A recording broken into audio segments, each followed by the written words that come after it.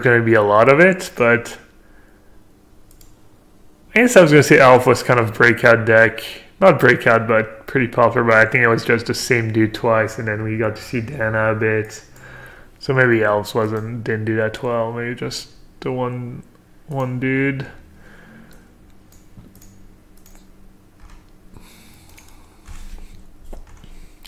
Let me update the deck list.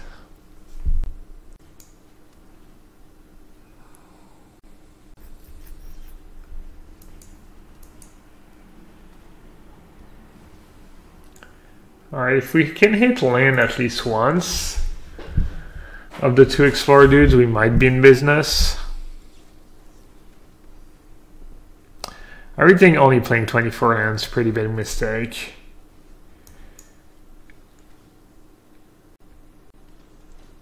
Is no one playing Drakes anymore? I don't play against Drake very often.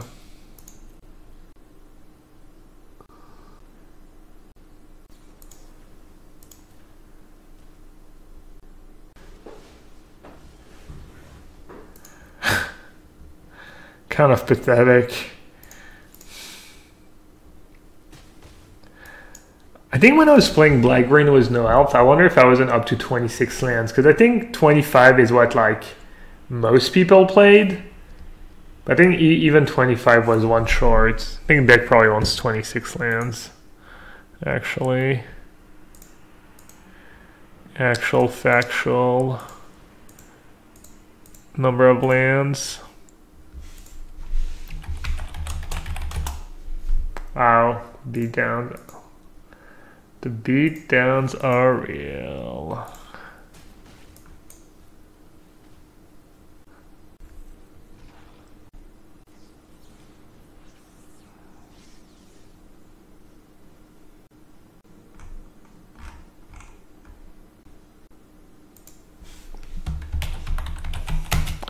I think I'm also going to write an article. I think there's a bunch that are going to pop up, but looks like Karsten wrote an article, the top 20 cards I want to see in Modern Horizons. I'm going to do something like that, so feel free to tell me what you want to see, and I'd probably use a bit of that to like inspire myself.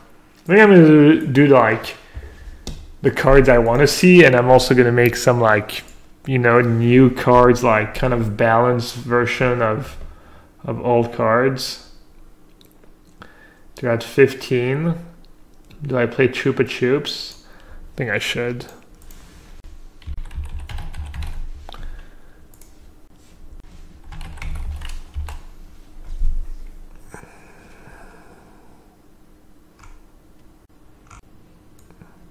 The best guilds and cards in RNA drafting according to Strasbourg meta. 5 players when Frio was Ragdos, 5 players when Orzhov, 4 Azorius, 4 Free Simic, Free Grill. Free with a deck 2 color full to have a main guild. Swamp Plains and Island were the 3 most basic played, that makes sense. Imperious Oligarch and Admonition.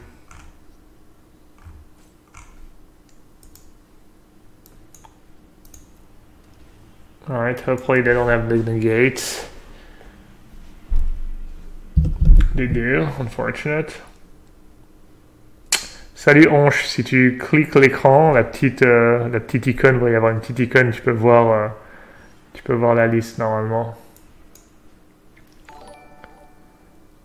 Thanks for the follow, mate. Alright, I'm gonna get rid of search right away. We're pretty close to having it. Disrupt, too good, I think. Counterspell, too good. I think Counterspells is non-0%, but I don't see why would do that. I think Force Spike would be, maybe Disrupt's not too good. I could see Disrupt coming back. I could see Force Spike coming back.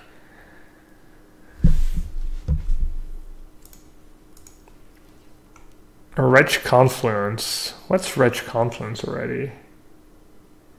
Yikes. Break. It's called Catapult. Is that 4 mana? You tap 2, you sack a guy, you deal 2 damage? I remember playing that card when I started playing Magic. Days, too good. Même en français, apparently I have an American accent when I speak French. I thought Jay's the Mind Sculpture was too good. Yeah, I mean...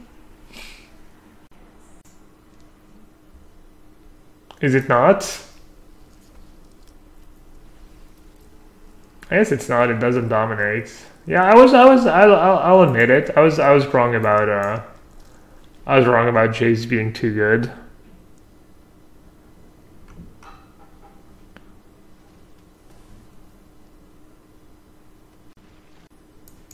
I think Memory Lapse would be pretty cool card.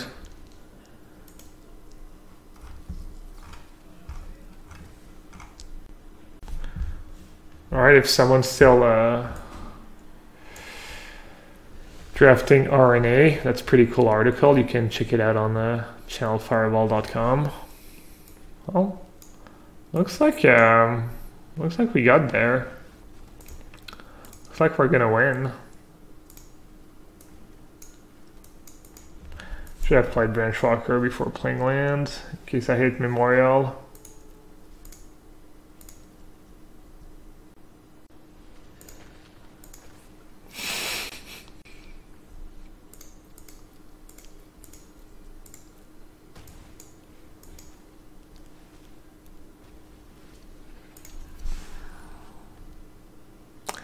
Non-blue cards. I don't know, someone was mentioning a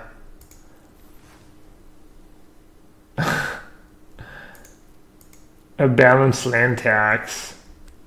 Maybe a land tax where you only get 1 land a turn. Would that card be too good, unplayable? They were interviewing people too. Pleasant Kennedy was interviewing people and someone mentioned Mother of Runes. I can see Mother of Runes being reprinted. How do you think 1 land a turn land tax is unplayable? Fair.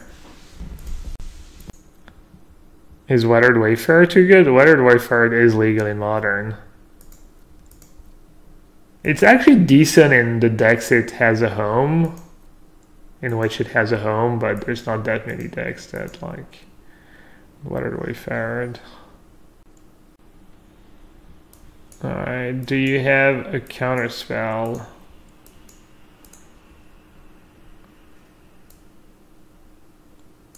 Carnage Tea, and I think at this point Jade Light Ranger is just better than Midnight Reaper. How many Kaya's Wrath? 2. I'm going to play both creatures. Alright, good enough.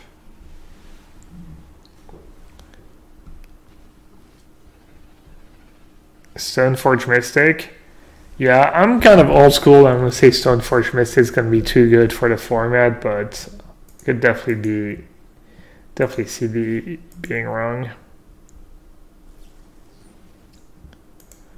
Yeah, I saw Craig Weiss go brew. He was featured. I'll just play Jade Light Ranger. Almost feels good getting counterspells because I have the same clock now, but they're down and absorb, so that's like really hard for them to kill me. Even if they do deal with Carnage Tea, a Contempt and a Trophy ahead, they're just so far behind.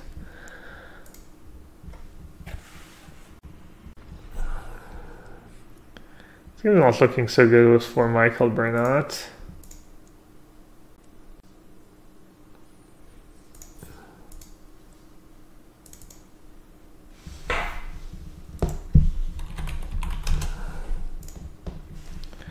What should I cut for an extra land? Seeker Squire?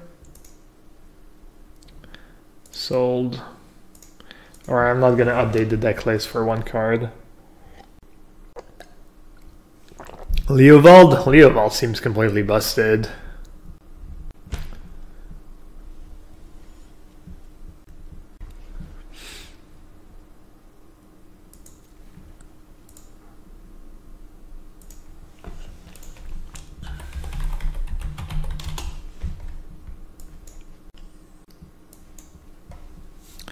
Evergreen commands. Sandsail. I don't know if Sandsail would be too good or not, but I'm guessing that's not the direction they want to take, you know. Cards that, you know, do what Sandsail's trying to do. I don't think that's what they're trying to do with Magic. Palace Jailer for Modern. It's a good legacy card, so I'd be a bit worried.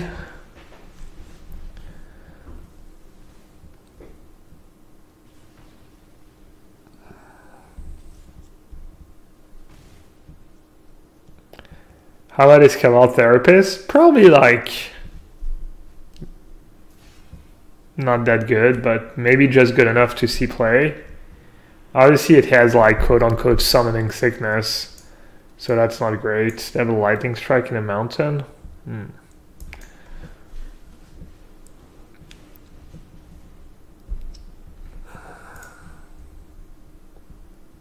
Oh wow.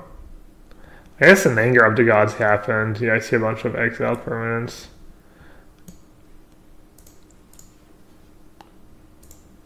Is that a good trade for me? I feel like honestly it's a good trade because sure they have a lightning strike. I don't know. It seems good, right? I mean, I'm so far ahead. I'm going to be at 19. I'm going to kill whatever they do, or I do that too. Yeah, I mean, I'm just going to top, I think. Serendib Ifrit. They could definitely safely reprint Ifrit. Yeah, that is, the Risk Factors can be pretty good, but this is not the spot where you want to be casting a Risk Factor. I don't know. I guess it could get there. So let's see if we can just find a Wild Growth Walker plus an Explore creature. Here's a Wild Growth Walker. I feel like I shouldn't even attack.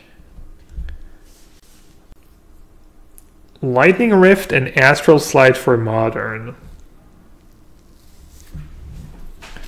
Is Lightning Rift too good for Modern? Probably not. I think that's reasonable reprints. Let's see what Karsten picked. Oh no, the article's not up yet. I saw he, because we have like we have a Google Drive where when we send an article or a video in, we also have to fill in the Google Drive saying, you know, what we, so that it's easier for the editor to know what's coming in, etc.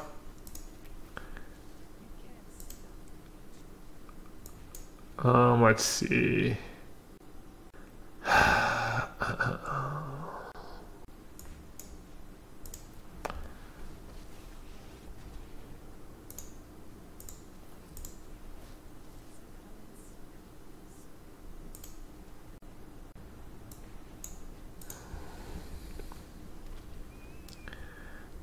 I decided to just play Vivian Reed because I thought it was more likely that I win by just finding an Explore creature than it was by... I just wanted the extra Vivian Reed activation, basically. Because I think if I ever get one Explore creature, I just win straight up.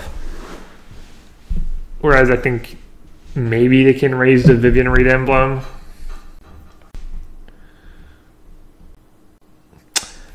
Play 4 Ice Taker and 4 Thorn Lieutenant. Red players 2 for 1 themselves on all my cards and still don't run out of gas. Yeah, but I mean, they have Frenzy, right? So you need either a clock or ways to get rid of Frenzy. But I'm assuming if you play 4 Ice Taker, full Lieutenant, and some Vivian Reeds in your deck and like any other Withering card. I mean, I have Walker. This Walker is pretty important. Price of Progress and back to basics. Yeah, I don't think that's happening. John Luis Scott Vargas. Oh, join Luis Scott Vargas. I was like, what? Is that a private joke? Is this game still going on?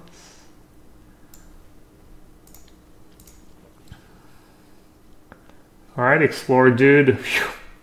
I was getting a bit worried here, I'm not gonna lie. Wait, where did my land go? I didn't hit them.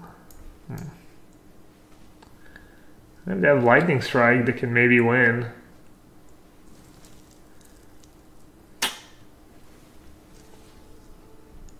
The memorial to Folly kind of screwed me over.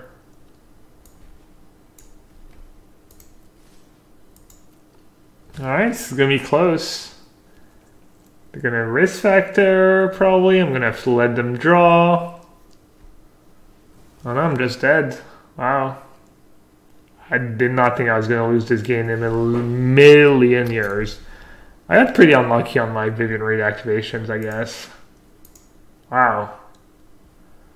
That's kind of brutal. Interesting to note that Memorial cost me the game there. Yeah. It was.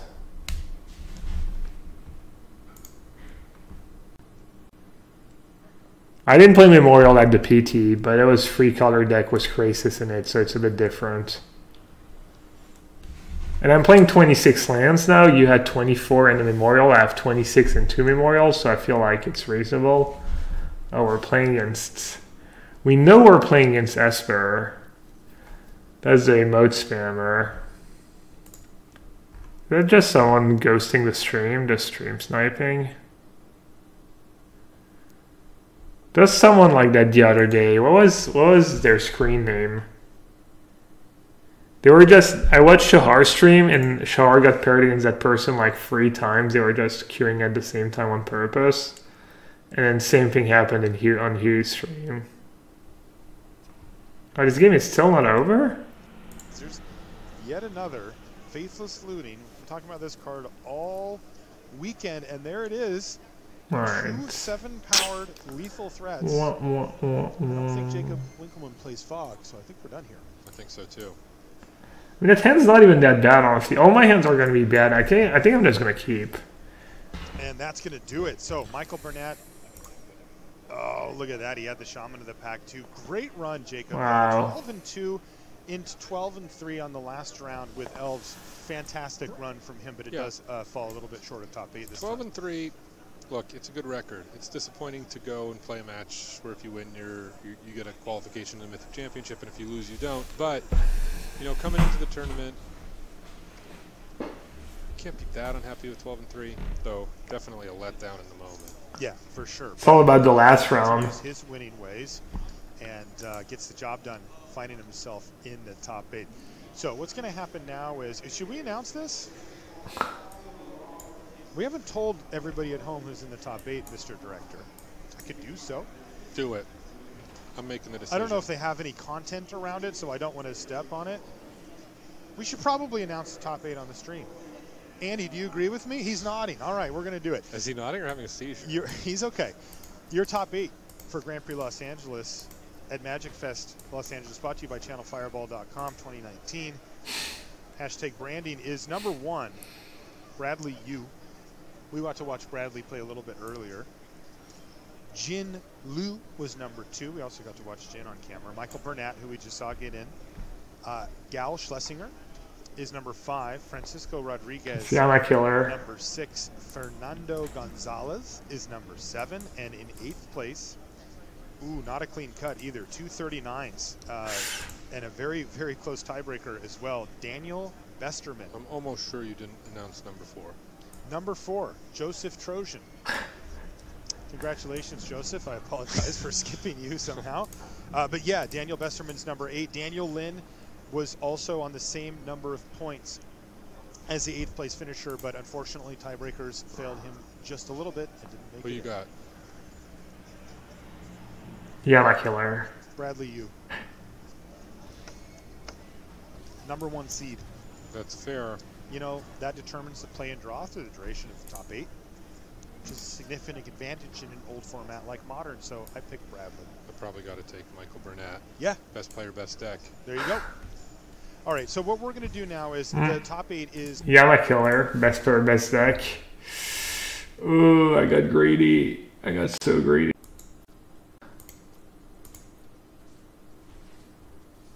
Greed is good, though. No, I think playing Jade Ranger was 100% the play. What is Mashi doing these days? Doing anything Magic related? Absolutely. He's at pretty much every Channel Fireball GP. He was there last weekend. He was actually there with the CEO, John Sasso. Yeah, he kind of, he's kind of like the manager, I guess, at GPs. He's there to run the show, make sure everything's goes well. Yeah, I mean, he's pretty much like John Sasso's the CEO. LSV's the co-founder. He's like back full time, playing Magic. And oh no, does he still have his? Did he quit? Did LSV quit Direwolf? I don't know actually. Anyways. All right. I think the way you play here is you just send both.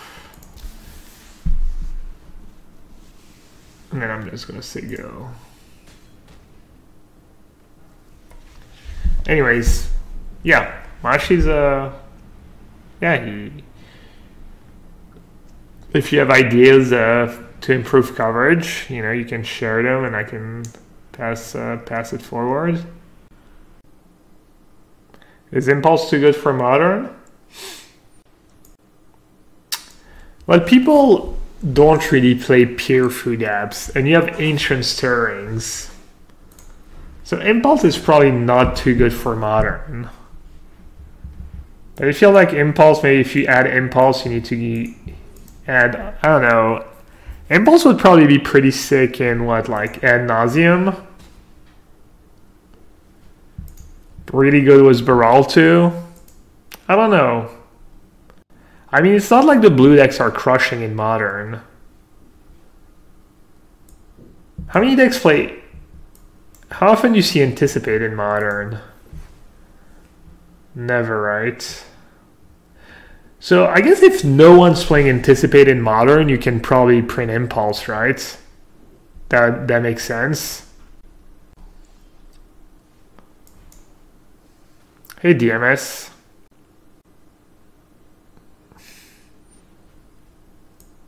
That cannot be the play. Absorb, Wildgrowth Walker.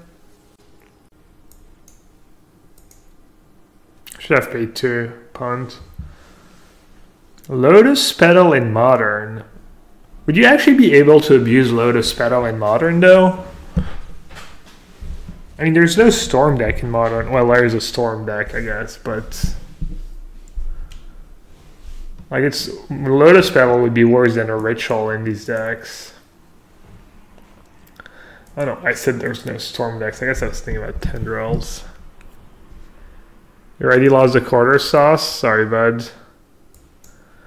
What'd you draft? Anything good? Is Impulse better than Pure Free Depths in Storm? Probably. So it's literally like a hard lock. It's essentially a hard lock. Oh, that was the entering ideal deck.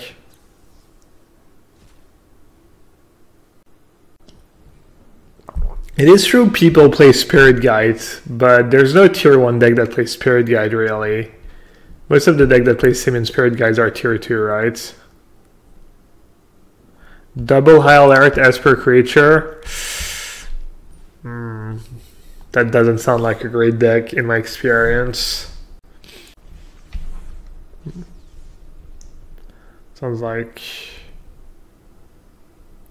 things didn't go super well in the draft. I'm not a big fan of High Alert. I think it's playable. I think if you end up with a good blue-white play like High Alert deck, it's fine, but I see no reason to splash black if you have double high alerts in your deck. There's like almost no black creatures that have extra toughness. Did someone top 8 was Doveskip in the ring ideal? No, but we saw it in the feature match yesterday, and the dude was, well, I don't think he top 8'd, but he was doing well yesterday. Possibly. And Zuri helps me make my elves bigger to kill my opponent. What opponents do you find it hard to beat? What decks do you not want to play against as elves? I don't want to play against, is it Phoenix? Just got control, living end, infect, or storm. Wow. What decks do you want to play against, do you know? That was fast. So human spirits and Tron. Wicked, wicked. Would you have a favourite card in the deck? Other than was it one of these? Was another one? Do you have a favourite card in the deck? It's a tie between Elvish Archdruid and Azuri. The Lords. Perfect, perfect. Good luck for your next round. I'm here with Krim, we'll see you later also known as the Asian Avenger. Why are you here, Krim? What are you doing in LA? Alright, I thought I won yesterday. Not interested. That was... She snapped it off. She snapped off all the match. I couldn't do that with blue-white. What decks do I want to play against with blue-white? I don't know. Everything's 50-50. Yeah, honestly, everything she said was 100% correct. That was gas too. Like, basically anything that messes with my dudes, I don't want to play against. And anything that doesn't mess with my dudes, I want to play against.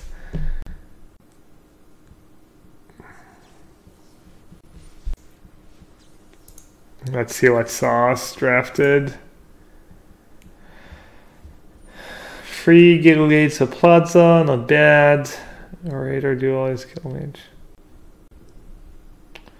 Yeah, this deck looks like mediocre. I mean, it's not bad, but it looks like the draft didn't go super well. Like, replace High Alert with a Dovin's Acuity, then we're talking. I'm honestly not sure I would have played High Alert in your deck. I think... Wait, you had Juggler in your sideboard? Dude. Yeah, I think you should have... I would have, like, not played High Alert, and I would have played, like, Blade Juggler, Transport, Dwell Bit, probably something like that.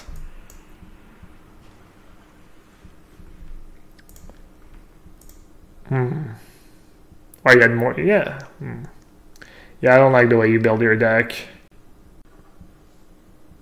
You should have had Imp, you should have had Blade Juggler, you should have had Transport and maybe Drill Bit. You should have cut... Probably cut... Clear the stage.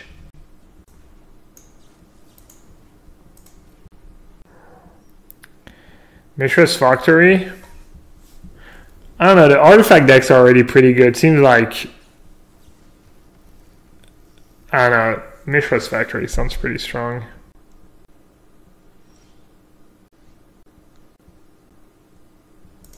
The team looks like it was going pretty good for a second.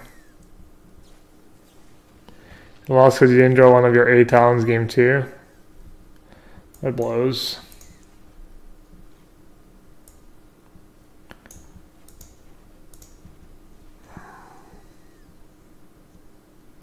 Is Mishra's Factory better than Nexus Spare? Yeah, I think so.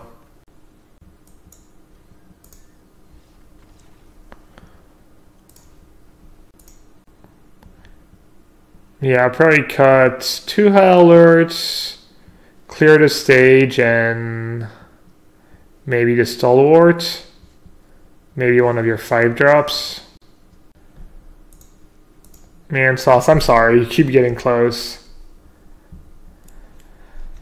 It's pretty impressive though that you just do all so consistently.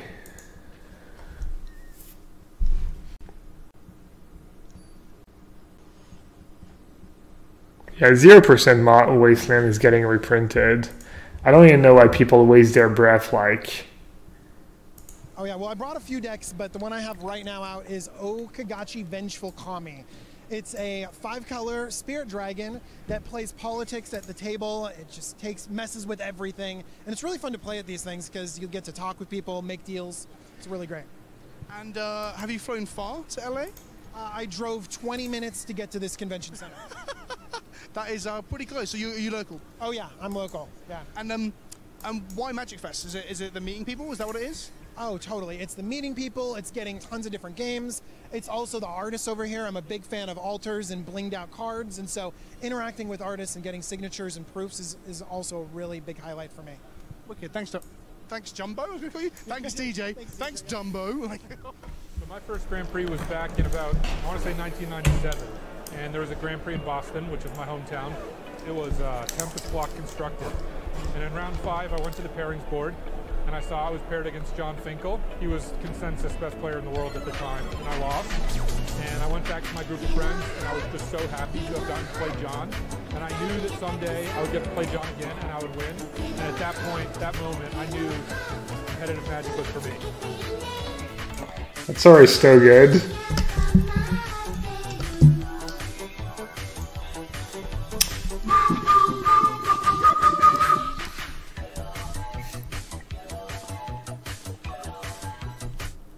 Wasteland reprint confirmed. Snubhorn Nugget also congrats on winning the MC.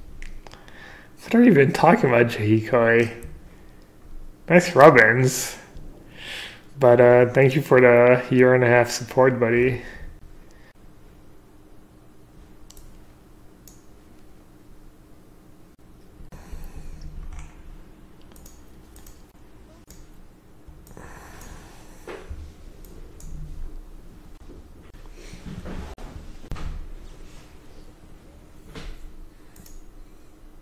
It's like Esper Fest right now. Kind of what a lot of folks thought.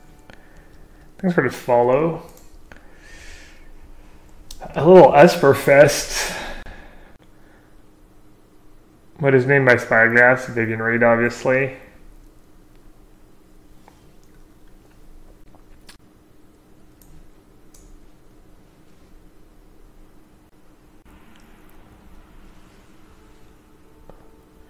Hey, Mafioso.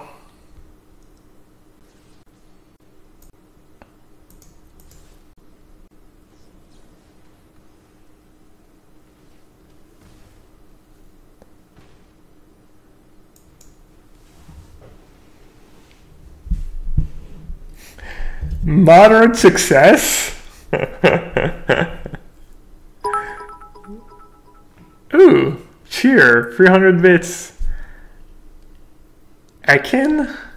Thanks for the cheers. Alright, what now? Brontodon? Attack into Brontodon? I think is the play. So yeah, I get a tiny bit of value if I get an empty counter. I can play land and find finality my 2 creatures. I'm not a big fan of Spyglass main deck. I don't think it makes a ton of sense. Sultai has Hostage Taker. Mirror Match, you don't really want to name Teferi because you probably have your own Teferi. I guess if you're not playing Teferi, somehow, I think Sorcerer Spyglass is reasonable. It does really wreck the Esper deck. They have no ways to get rid of it. But it's also... No, I guess... No, I think against Esper it's great, but against everything else it's probably like... kind of whatever. Should have played Branchwalker before attacking. Too much talking. Kind of disappointed and also a bit surprised there's no blue-white in the top 8.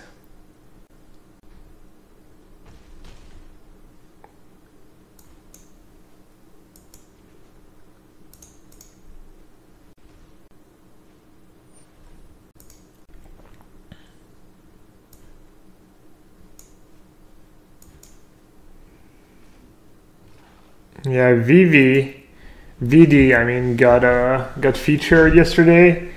There was a couple of blue whites in the feature match yesterday. I think they even both won, but seems like a decent meta too for blue whites. I mean, it has a fine Phoenix matchup. It's like really close. I think you have a favorable Dredge matchup if you have the sideboard cards. And Hardened Scale's pretty close, but I think you're favored.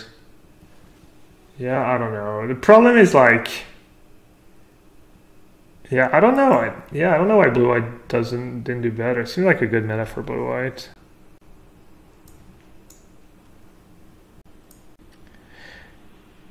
Is mono blue the only competitive tempo deck on Arena? No, White Queen is very good, right?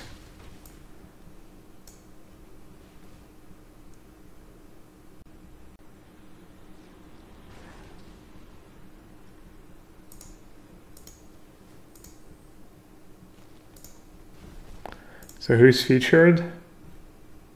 Example, having a thing in the ice with 1-2 counters on it really puts a damper in the opponent's plan. Yeah, because like you can't really play into it, but you can't kind of like afford not to play into it as well. So I don't know. It's a bit of a tightrope balance there.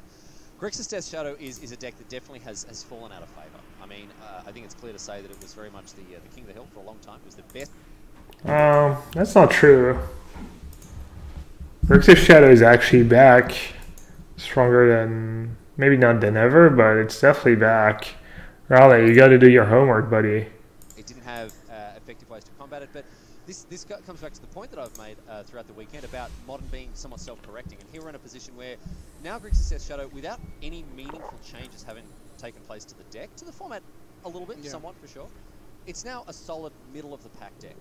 And obviously still able to get it done, Louise. Well, it's still a powerful deck, and what Grixis Death Shadow preys on is the combo decks like Scapeshift or like Tron, decks that aren't, you know, they aren't very resilient to Stubborn Denial or Thoughtseize. I need to get rid of Acuity right away. Because those decks, Death Shadow can manage its life little barrier.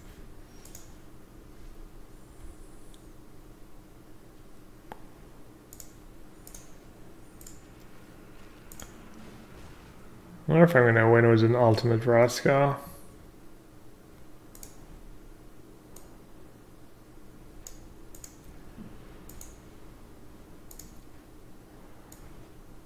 It's kind of a tricky spot. I'm a bit worried of Crab the Carnarium if I bring back Midnight Reaper. But maybe I shouldn't be worried about that card. 3DS was better when KCI was Lego. Fair enough. Brontodon or Midnight Reaper.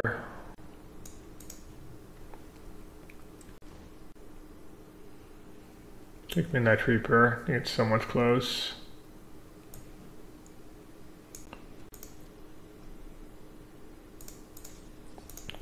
I wonder if I should sack I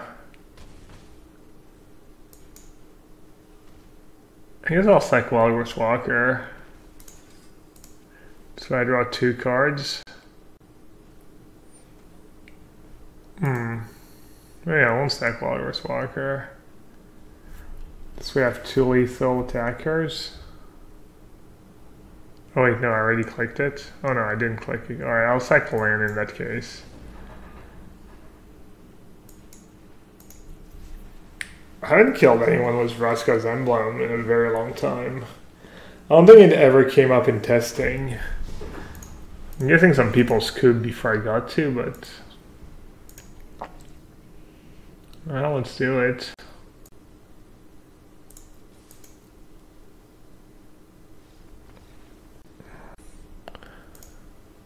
Alright, I need a little break, so I'm going to leave you with some ads, and after that, the stream. I might be a few minutes.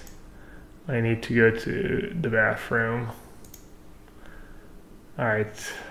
Doubt about it. But I'm very curious to see what takes place in the next couple of weeks, Louise, because we're going to see reaction. We're going to see the natural march of progress and the self-correction. Do I still have trivia? That sort of engineered this golden age of Modern that we've enjoyed for about 2 years now. Yeah, and maybe I don't have. Even if maybe a card or two is, you know, peeking its head slightly above acceptable power levels. Like, you know, I think I've made my pretty clear. I think Faithless Looting is a bit much. But even if no action gets taken, I think Modern's still a pretty diverse set of decks and a lot of different ways you can go. I would say control decks are kind of at a valley right now. They're suffering. Like I wouldn't advise playing a very reactive deck. I think if you look at like the top 5 Modern decks, they're all proactive decks.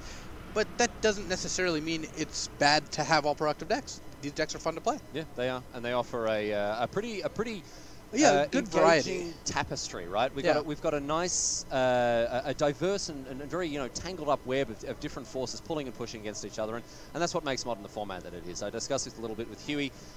Standard comes and goes. There are very clear patterns to the way that it develops, and once you get a kind of de facto best deck, it's very difficult to topple that. Even something like Sultai Midrange, which does have clear weaknesses, it is kind of limited how much counterplay you can have against a deck like that. Modern, that's not the case, and you see all sorts of silly cards come out of the woodworks to tackle the I mean, big what dogs. Standard has for the past couple of years, and I think for the foreseeable future, will be largely creature-based in terms of what interacts, what matters, and a lot of the decks are trying to, either use creatures to attack the opponent or deal with the opponent's creatures, but it's already this big focus because that's just kind of more intuitive natural magic.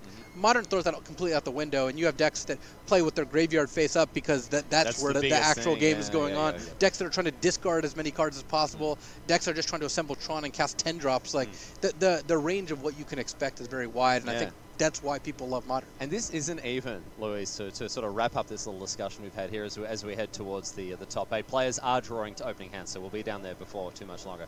We've done a great job, by the way. Excellent. This is perfect filler. This is just beautiful.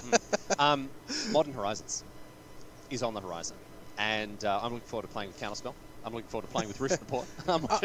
We should make it clear, neither of us know what will be in I've got no idea. Not that you would confuse Riley with someone who knows what's going on, but I mean, these are what we're. I don't have to say that. He has to say that. These are what we're hoping for. But Counterspell, 100%, get it in there, and I just can't wait. I can't wait. On a more serious note, no matter what is in that set, it's going to be an absolute blast, and I can't wait for just a little bit of that sort of that Christmas time feeling you get during Standard rotation is going to happen for the first time with Modern. This is fantastic. Yeah, it's going to be really sweet. I think that it's going to just kind of explode Modern in a really good way. I think so too. Anyway, right now, my friends, players are in readiness down to the feature match area, so let's get underway. It's time for the quarterfinals of the Grand Prix here at Magic Fest Los Angeles. So let's head down to the feature match area and get things underway. Going to get this show on the road now with Michael Burnett, as you mentioned, playing against Frankie Rodriguez here. Is it Phoenix Grixis Shadow? We've already talked a fair bit about this matchup, Luis. So let's start kicking some goals. Tapped steam vents for Michael Bernard. A slower start from him. No faithless looting. We'll see if Rodriguez can maybe turn on the afterburners a little faster here. I like how a turn 1 no play is a slow start in Modern. But it really is, right? No, it certainly is. It really is. Mishra's Bauble is a really sweet card. So that 0-mana artifact that you can tap and sack it to look at the top card of target player's library. And what that does is it lets Frankie look at his own library. And if he doesn't like the card, crack Polluted Delta. And if he does like the card, maybe make a different play that involves not shuffling. Of course, at the beginning of Michael Burnett's turn, he will be drawing a card. Kind of build your own scry effect there. Very, very useful indeed. Yeah, and it fills the graveyard for Gurmag Angler. There are some shadow decks that care about like Delirium, with Tarmogoyf for Traverse the Ulvenwald, though this would not be one of those decks. And overall, it's a nice little card. And dude, we've got foiled out Death Shadow deck. I'm loving it. Looks like it. Oh, I love how many people foil out their decks in Modern. It's so sweet. It's so sweet. And the thing is, it's one of the foiling out a deck in Standard is it's a real flex. I'll give them that. It's a real flex, but it's also you get pretty short-term gains from it because Modern you can really invest into a foil deck that you're going to be able to play for a long time.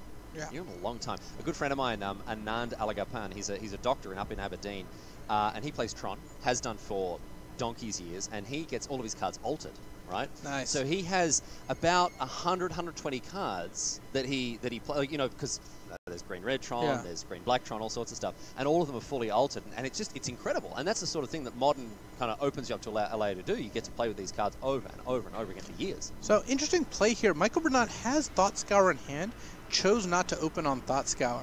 So, he decided that spending the mana on turn 1, not that fruitful, and wanted to maybe see more cards before deciding how to sequence his spells. He did get his Faithless Looting Thoughtseize, though, and looting one of the more powerful cards, in fact, the most powerful card in the Is It Phoenix deck. So Burnett now with a second land. See if he wants to start to leverage some cantrips or some spells here. See, now he's in a spot where if he doesn't use this Thought Scour, maybe he's losing 2 mana because one from the Thought Scour, what if he drew a Faithless Looting or an Opt or another Thought Scour that he could have cast? Well, he's going to shift the turn here back to Rodriguez. Gomag Angler the pickup for Rodriguez, I think. He's got one in hand in any case. Here's a Serum Visions.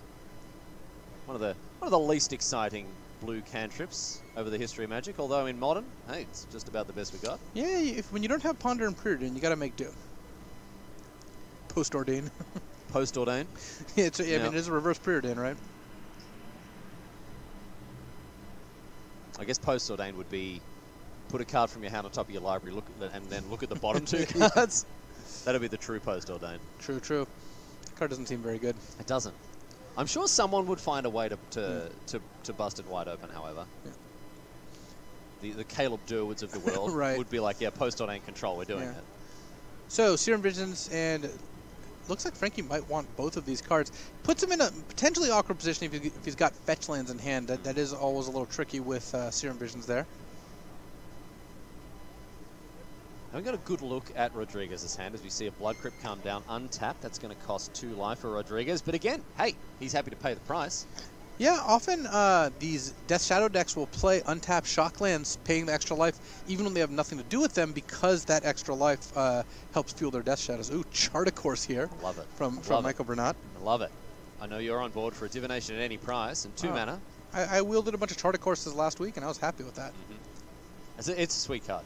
It's a super sweet card. I like that we're actually seeing this more and more with cards like Jace Cunning Castaway, even Dovin, the new Dovin. We're seeing blue take a bit more of an aggressive role in a lot of these new in a lot of these new standard cards. Yeah, the kind of blue tempo-ish style decks, you know, like the mono blue deck in standard right now, do showcase a slightly different angle of attack rather than just the normal, you know, counter spells and card draw. I really like it. I like how the color pie is being flexed a little bit. We're seeing red and green pick up more card draw effects with Light Up the Stage and you know, Beast Whisper and that sort of thing. I think it's really cool. I think it's really it's innovation that I'm happy to see. Charter Course, draw discard. That's an Arclight Phoenix in the bin now for Bernat. He'll be very happy with that. And even though Charter Course costs 2, which is a lot more than 1 in Modern and in other formats, very powerful when you do have that extra time, because it's kind of like a Faithless Looting, but you know, only having to discard 1 card still is good, because whenever you're discarding something that isn't a Phoenix, it does actually cost you something. That's true. I mean, discarding a Faithless Looting is, I guess, the second best card in the deck to chuck in the bin, but you really just want to hit those Phoenixes. You really want to make sure they're tucked away in the bin so they can come back later on. We saw Rodriguez there. Alright, that's probably the longest break I've ever had to take. Play, to be sure. New players will be scratching their head at that. Myself some granola too. Stubborn Denial and a Death Shadow.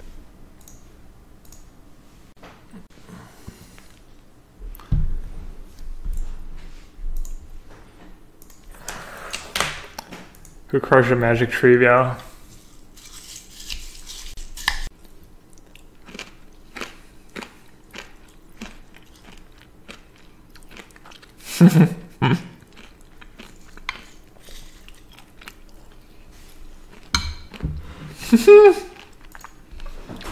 I'm playing against Raph.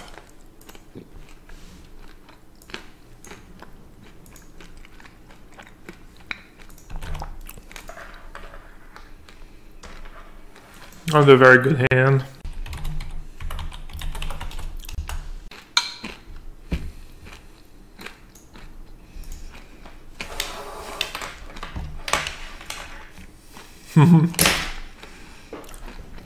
I'm messaging Raph on Facebook.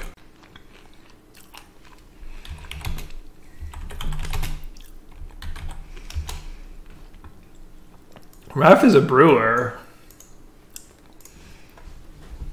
I don't think he noticed yet who he was playing.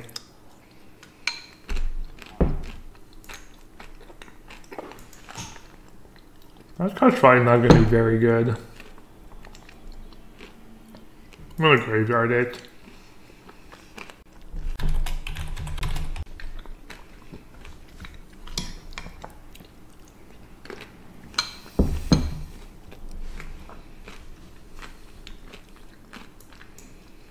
Maybe that's not that bad.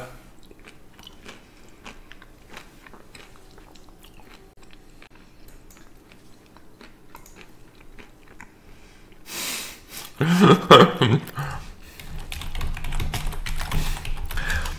just realized he played against me. I had to tell him like every card he just played, and he was like, "Oh, I'm playing against you."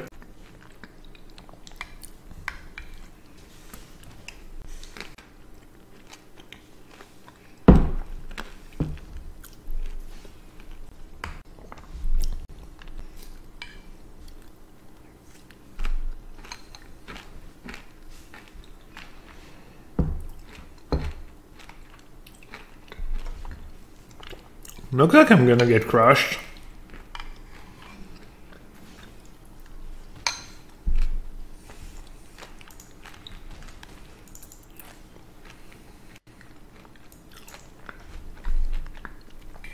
Probably need a Walrus Walker in this matchup.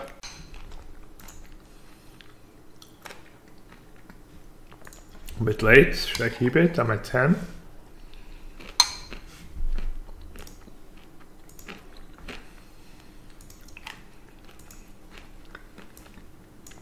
I just have to keep it. I guess the way I win is trying to not die, and then gaining some life with Walrus Walker.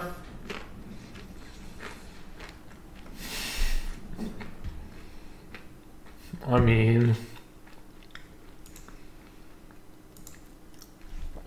maybe, I don't even know. I think I'm super dead. I was maybe supposed to graveyard and hope I drove Rusta's Contempt. I'm probably close to 0% either way.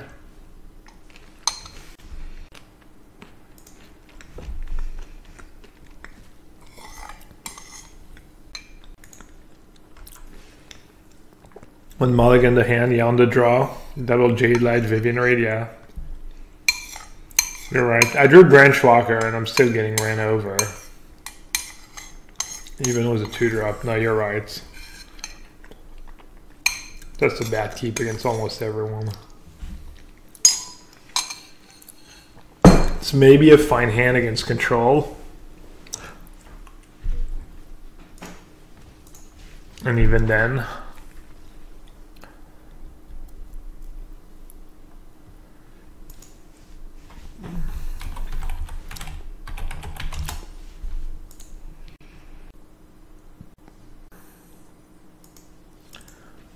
How'd you stop the trivia?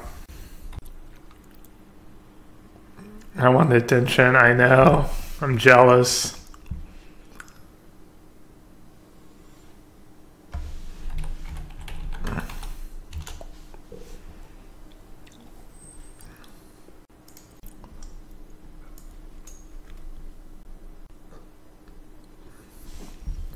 What if I'm playing 4 incubations?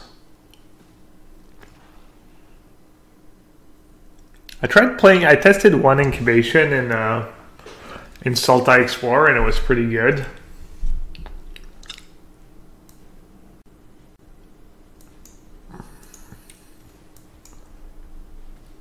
Without Crisis in the deck, it's not very. Maybe it could be a good best of 1 card. 4 Impulse, 4 Incubation. I hear these cards are kind of bad and was the Mulligan rule, but I'm not sure that's true. That was the Mulligan rule, was the way it shuffled, etc. Alright, hopefully this is not too spewy.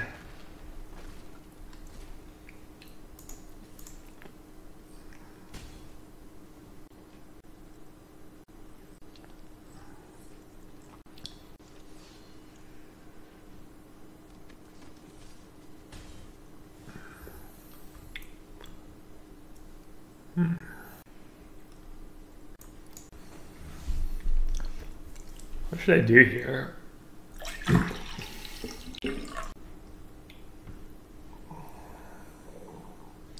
They're getting kind of low, but I think it's kind of a pipe dream to try and actually raise them. The problem is if I let them on tap, every creature I let them on tap with is potential bigger march.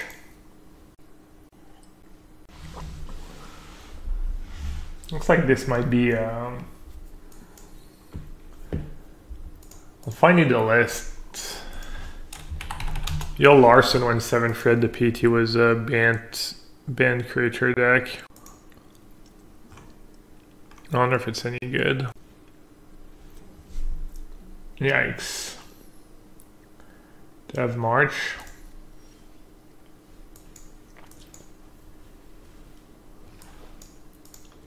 4 Imara, 4 Hero, 2 Shane, 4 Deputy of Detention. Some Incubation, some Flower, Legion Landing. Kind of all over, not all over the place, but interesting build.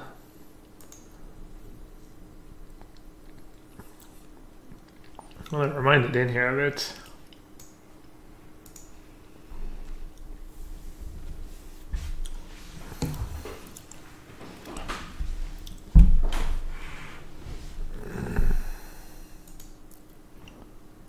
The top 100 yesterday, or that was yesterday though, or this morning? It's a pretty old tweet. 6-6. Could kill it. Oh no, never mind, I can't. Alright, no blocks.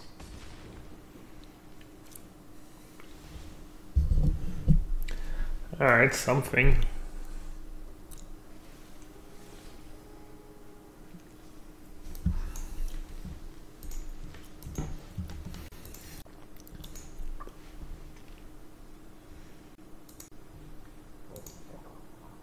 To deal, he won't lose to Fatal Push, because to crack that Delta, Fatal Push actually would put Frankie to 6, and then the 2 other Phoenixes would kill him. So if, another Arclight Phoenix would get the job done here. Yeah, if Bernat can find a 3rd Arclight Phoenix, oh, he missed on that, but he does get Thought Scour. He does get to essentially look at 2 more cards to find another Arclight Phoenix. All right, well, Michael Bernat, the fortune will have to favor him here. Does he have another Phoenix in the yard? Little bit of luck at his back. Or does he need it for the block to block? What he's going to discard to this Faithless Looting, and if there is an Arclight Phoenix in the works here, thanks to this Thought Scour, he's going to be in business. Rodriguez having a quick look at the graveyard. Well, okay, there is a Phoenix. Let's say he Thought Scours and misses here. He then brings back his 2nd Phoenix, and he can just keep 2 Phoenixes back, doesn't die to Death Shadows next turn, and then all of his cantrips have given him a lot more options, and then between that and the Faithless Looting next turn, he might have need a fine finale, obviously. 3 Phoenixes on the following turn. Again, right, okay, here's a Scalding Tarn now for Bernat. Oh, it looks like he is not going to go for the Thought Scour and, you know, spin the wheel. He's just going to play a Thing in the Ice and set up the yeah, Thing in the Ice, it's a good play. Flipping next Just turn. double block and then try and go off next turn. That's not too bad as Bernat goes down to 12 now. Rodriguez with 2 beefy Death's Shadows there. How big are they? 13 minus 7 is 6/6s right now. What's up with Orad's stack? Essentially 9/9s on board with that polluted Delta. At 9. Bernat could just block both with the Phoenixes and just assume he's coming back. Oh no, he is going to go for the Thought Scour. He was just thinning his deck first with Scalding Tarn. Here we go. Oh man, alright, 1 and 2. Ooh, a miss. Doesn't find what he needs. Lightning Bolt hitting the bin in addition to that Thought Scour there. Yes, if it's a bolt he wins too. Didn't find the 3rd Phoenix. If he found a Thought Scour or Faithless Looting, he gets a couple more looks, but if he doesn't, then he's just going to have to content himself with bringing back Arclight Phoenix. I think we're going to combat here, Luis. Yep, and Arclight Phoenix number 2 comes back, and I don't think he's in even a position to attack. No, as he shifts the turn. Rodriguez now, 2 Mighty Death Shadows, both from 6/6s, as we said. You know, Bernat going down to 12, cracking that fetch, puts him in a very dangerous life total, because now both those Death Shadows have the capability of being lethal, as opposed to before, when they couldn't be lethal naturally. They would need a team of Battle Rage. One of them by themselves. Alright, so Rodriguez, Island, Fatal Push. Rodriguez is 1 fetch land away from winning. Mystery card in hand. So, Thought Scour. 2 cards hit the bin there. A pair of Street Wraiths. If Rodriguez can find a way to deal 3 damage to himself, both Death Shadows will become 12/12s. Kill a Tribunal and get back J-Light Ranger. Of course, Bernat. Damn, that's gonna spin the wheel. Was Vivian Reed though? Serum Visions revealed now for Rodriguez's Inquisition of Kozilek. One of them's going to go away. But which ones? Take the Serum Visions? Yeah, my inclination would be to just take the Serum Visions here. Yep, there away it goes. Because that's I think we're winning now. Bernat to get back his Phoenixes, and right now, if you attack with both Death Shadows, Bernat is obliged to block one. He does not actually need to block both, though it looks like he's going to, under the assumption that he really needs to kill the Phoenixes next, or get back the Phoenixes next turn. Okay, well, Bernat takes 0, and Rodriguez ships the turn. Island Fatal Push still in hand for him. Bernat, 2 Arclight Phoenixes in the bin. And does he have lootings in the bin? Pretty hard here. All right, flash it back from the He does. Has he found something else? No. Man, Faithless Looting is a messed up card. Oh yeah. It is a messed up card. You'd think that Bernat is just dead in the water, but he's still got it's not a high chance, Louise, but it's still a chance, and it's all because of Faithless Looting. Yeah, it does a very good job. Oh, it looks like Bernat drew the pump fake. An opt first. Okay. Okay. Opts. That's going straight below decks. Doesn't hesitate there. Whitelist's gotta be older than that stupid. Bernat can find a Phoenix or a Lightning Bolt. He's got this game. Well, let's see. Here's that Faithless Looting. Flash that back. If Bernat can... He's been burning through his deck, Louise. Can he find another... There's the Lightning Bolt.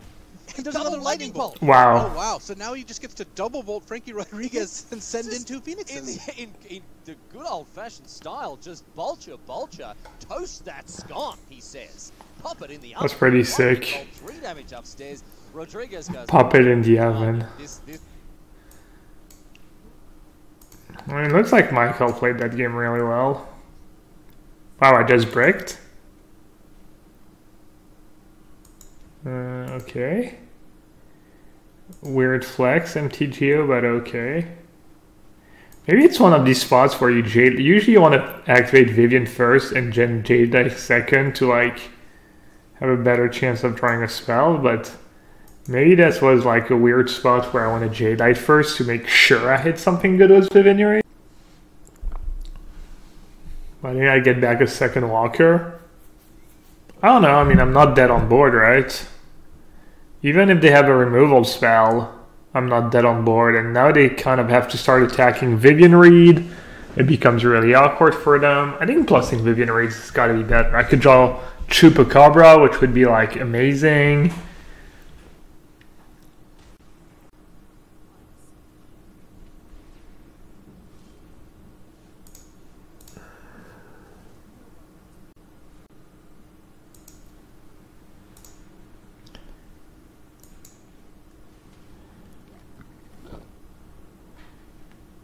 How greedy do I want to be? I mean, if they draw March, 4, 5, 6, 7, 8, 9, 10. I can actually maybe beat a March. I'm gonna kill Tristani. I mean, if they have it this turn, I can't beat it, but starting next turn, I can maybe still beat a top deck March.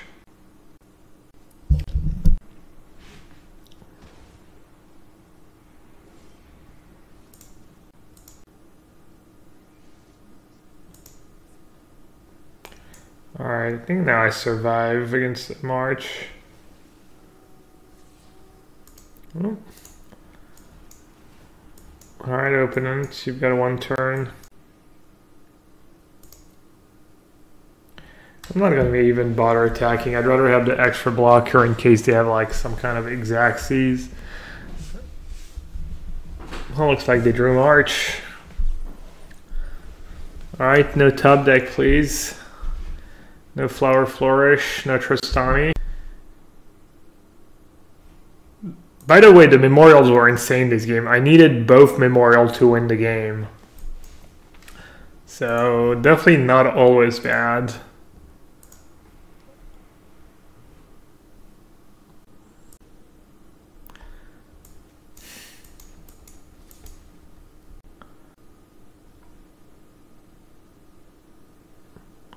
Everything at Vivian Reed?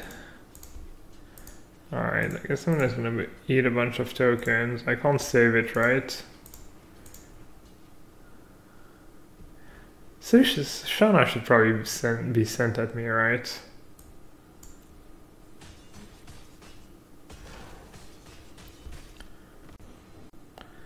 Alright.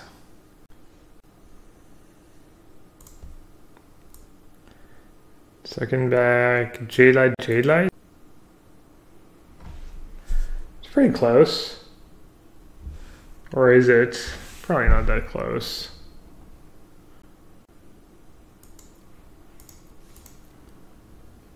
I'm just gonna finality.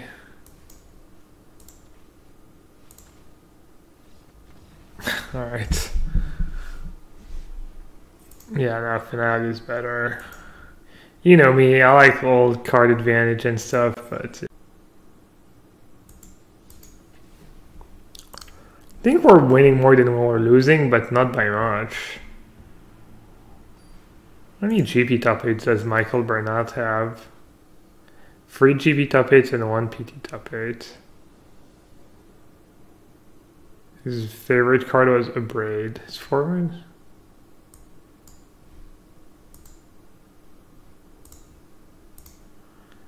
Reyes has been playing since back in 1997. He's a soldier in the United States Army and he hails from New York, though he's stationed in Sierra Vista in Arizona. His favorite format is Legacy and his favorite deck to play is Storm. When we asked him why he was playing Modern this week and said he smiled wildly and said, "You'll see." Frankie's most useful starter card this weekend has been Surgical Extraction. La la la la la la. Nice. I wonder why it's a big secret though, why the "you'll see."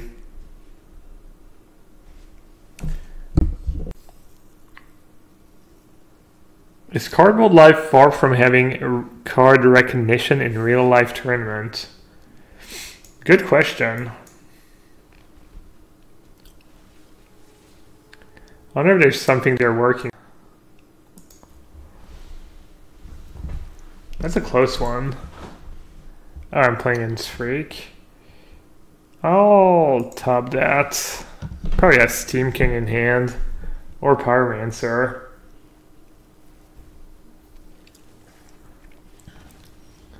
Not even sure it's that good to do that right now. I also don't want to trade or take damage though. I don't know. Probably not even that good against Chain Whirler. I think that card really shines probably against blue just because it's a 1 mana spell.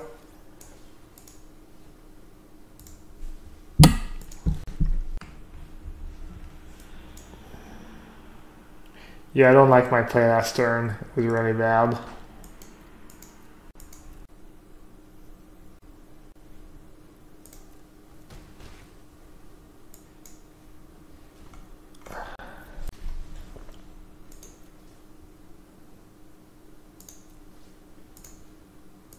I have Graveyard both in Finality.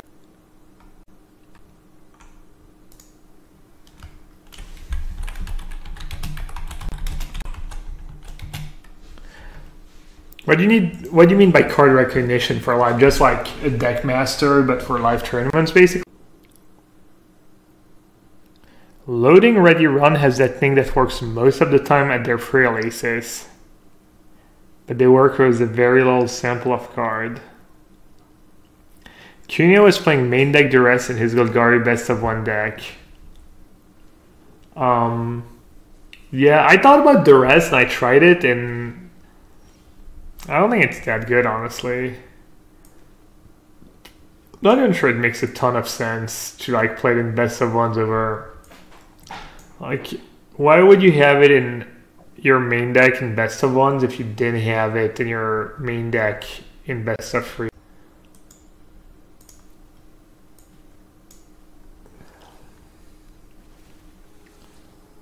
I'm not sure there's a good answer to that question.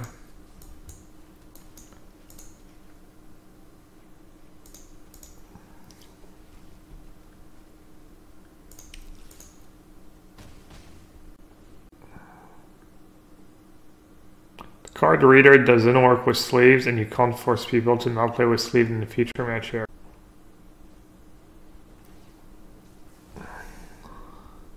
Why is Golgari better than Sultai? I don't think it's necessarily better. Probably makes no sense to not play blue. Well, I'm just trying stuff out, you know, get a feel for different decks, and etc. Alright, I think this is better than killing the Steamkin. Alright, like... yeah, I kind of got owned here.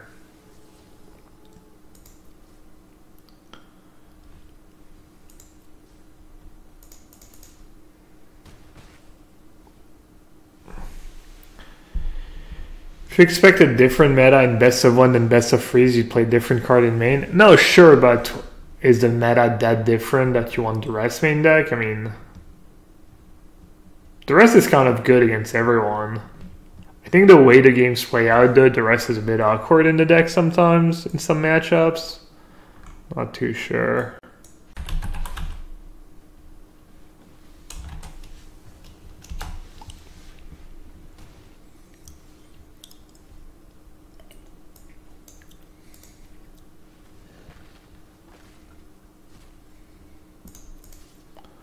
I think I played this game pretty bad.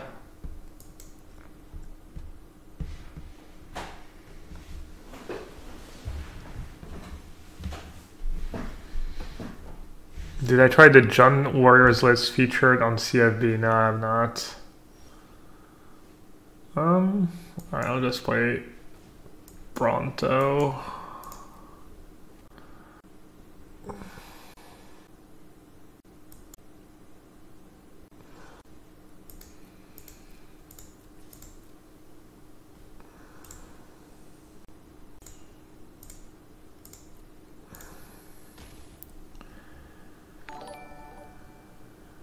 Giovanni, thanks for the follow. Alright, I'm just going to bring back good old J-Light Ranger.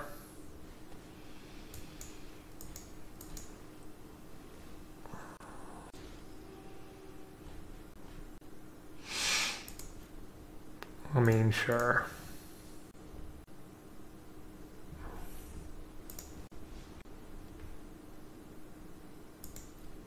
I'm going to decline to die. Seems smart. Ooh, Blood Moon against Death Shadow. Is Brad streaming right now? Or is he playing his secret best of one deck off stream? Let's see, is there anything I've hated so far in the deck? Not really, right? I was thinking maybe another Chupacabra.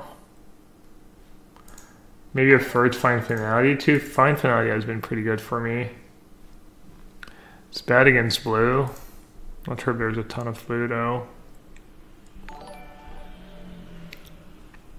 Altinos, thanks for the follow. Oh, we played against Levy's account, and now we're playing against someone called Raphael. That's kind of funny. And there was also a bunch of consonants in a row who just followed the channel. I'm not going to try and say your name. I guess I could guess which vowels go in between the consonants.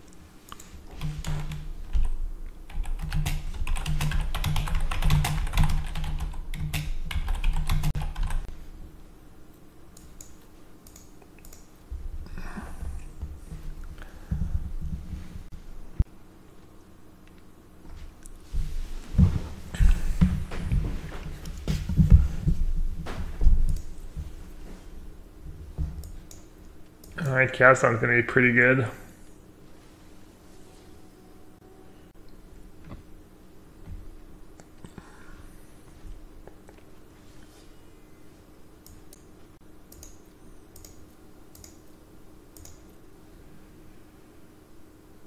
Roscoe's probably gonna be good.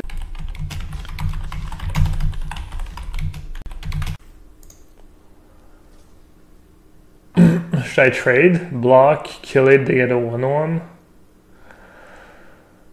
I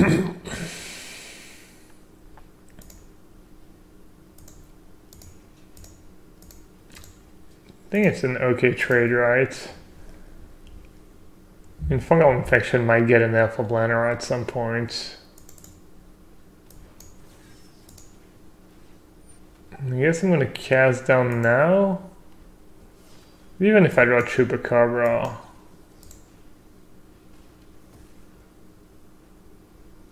I'll be happy to just hold it and kill the next thing. I'm gonna attack because they have Galta in their deck, so you wanna actively trade. It's probably a bad block by them.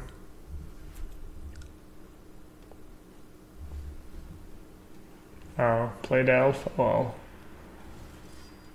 If I'd gone a spell here, I'd probably win 100%. This is probably getting me close now. Someone else just followed and I missed it. Who was it?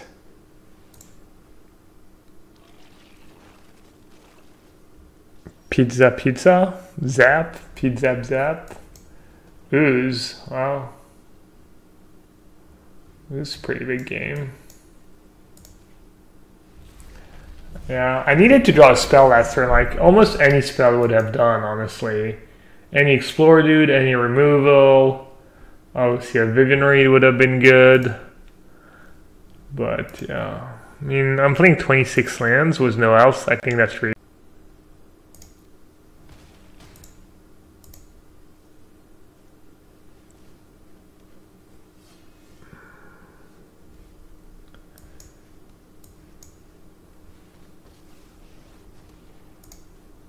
Alright, what would be better right now, a Carnage Tyrant or Vraska? Carnage Tyrant would have been... I guess I had to kill the Ooze last turn, but 7/6, X blocks that. Potentially trades. It's like kind of close between Vraska and Carnage Tyrant. Both at Vraska, so it's gonna die, so there's no point in blocking. Looks like Carnage Tyrant would have been a bit better.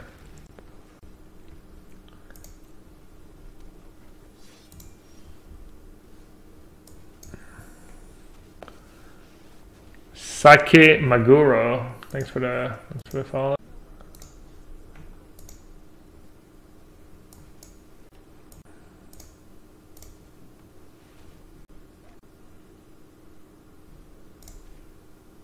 All right, we might be in it. If they draw something bad, I think I'm in a decent spot. I like Pete Zap Zap. All right, I'll just call you Zap if you don't mind. Another example of the 26 lands. To be fair, I've needed all my mana this turn. It's not even like I'm super flooded. There's no way I'm going to tell you right now, there's no way playing 24 lands is right.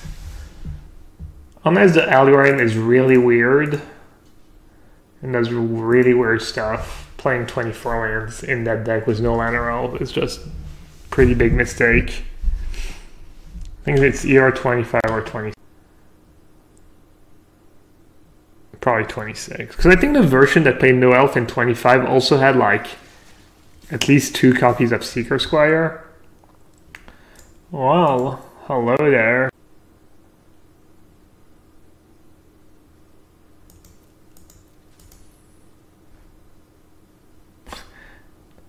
You probably know what's coming.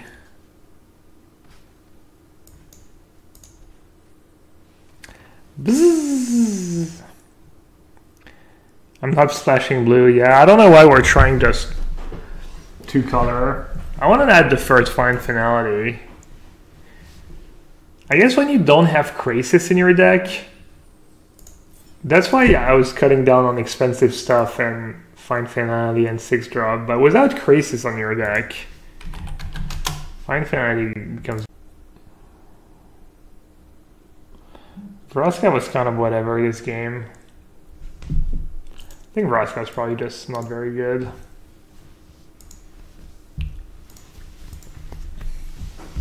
I mean, it was fine, but it's also a 6-mana card.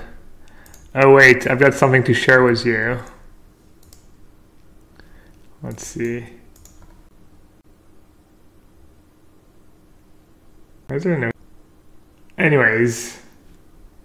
Cardboard Live is indeed working on a card player recognition software for live play, and there are no details on the release date, but they're making significant progress. quote unquote. Oh, please do not share this video. But it would be great if you watch it so you can tell viewers that you've seen what we've been working. Alright, so I'm glad Alright, I was not... Please just, everyone, forget what you just...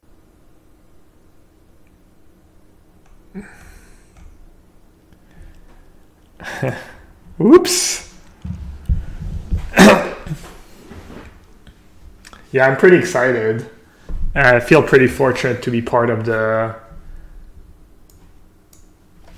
Cardboard Life team. Hashtag sponsored.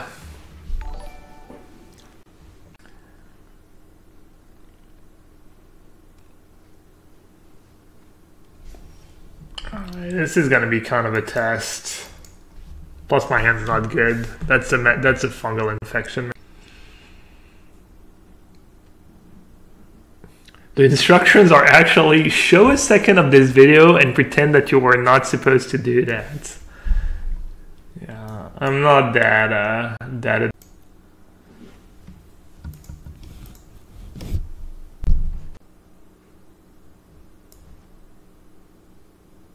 I'm assuming I just play Reaper first.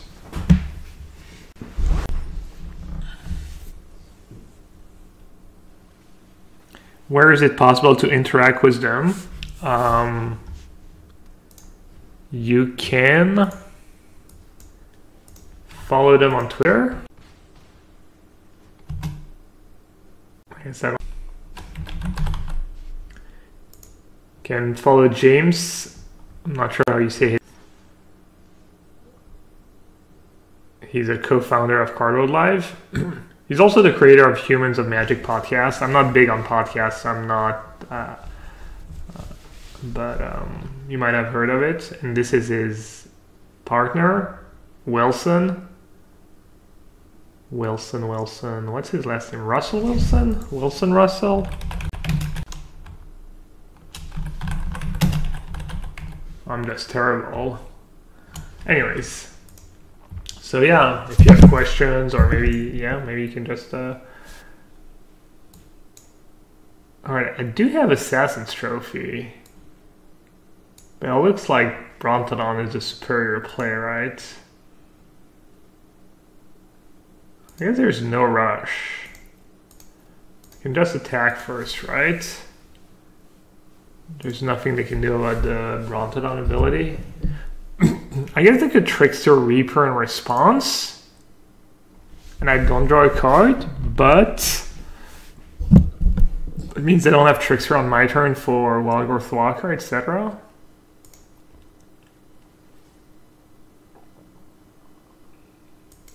His partner is Russell Wilson. I think that's his name, right? Russell Wilson. I don't know why it wasn't popping up. Should I just not sack it? There's no way that's correct. I'm assuming, yeah.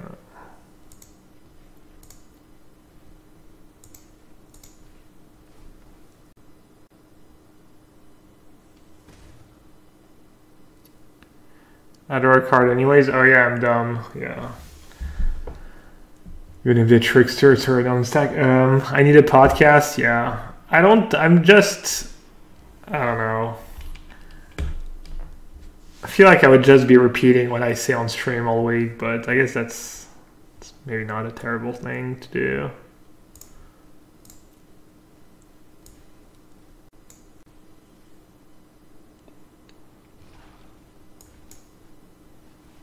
Assuming they have a counter spell. But I'm not sure what else I'm supposed to do.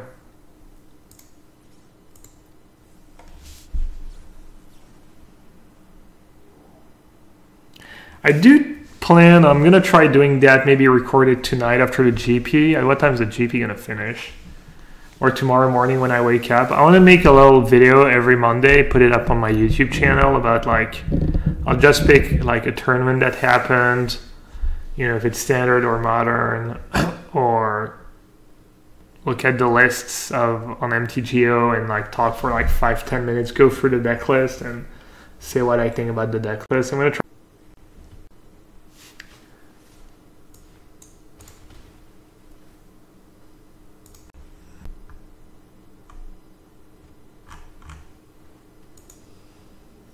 Oh, Wilson Hunter. Shame on me.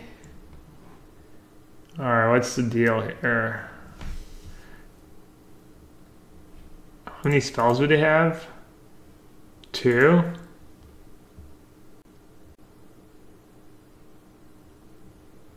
%100% they have another counter spell, right?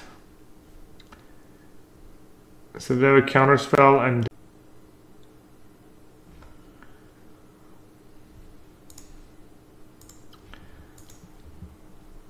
2 spells, counter spell, pump. But if I say good, and it's harder for them to put a spell in the graveyard, and then maybe I get one more turn.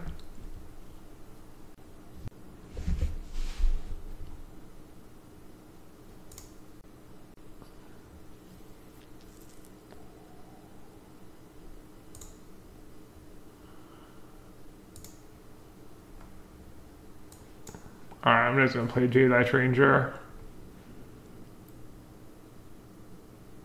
I'm gonna scoop if they have it.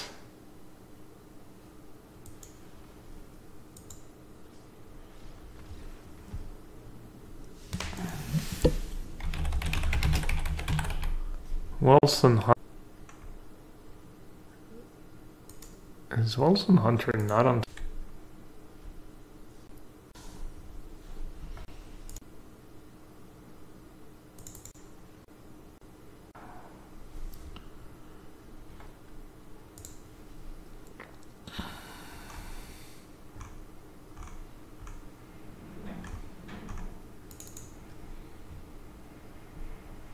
Ooh, yeah, my killer is on camera.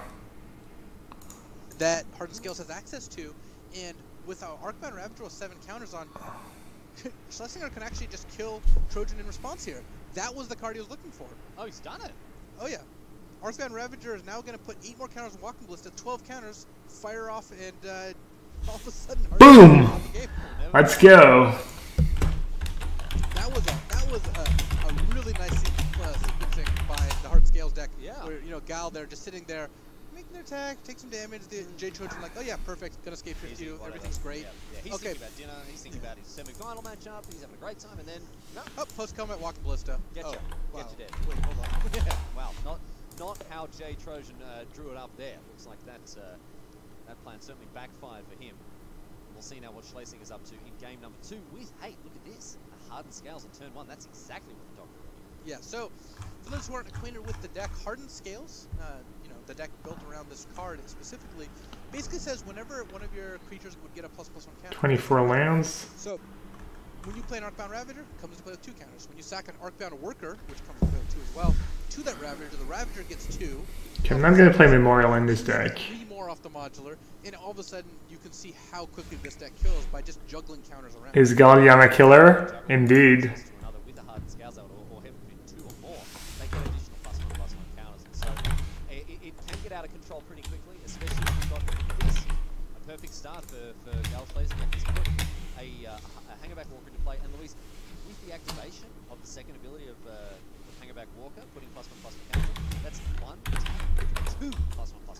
That's bonkers. Oh yeah, and then, you know, this isn't the matchup where Hangerback Walker is at its best, but it works really nicely with Arcbound Ravager, because you can then sack it, make 4 or 5 Thopters, then each Thopter that you sacrifice puts 2 counters on the Ravager, and you can see how quickly just... It's kind of like shady accounting. You move money from one place to the other, and all of a sudden there's more of it.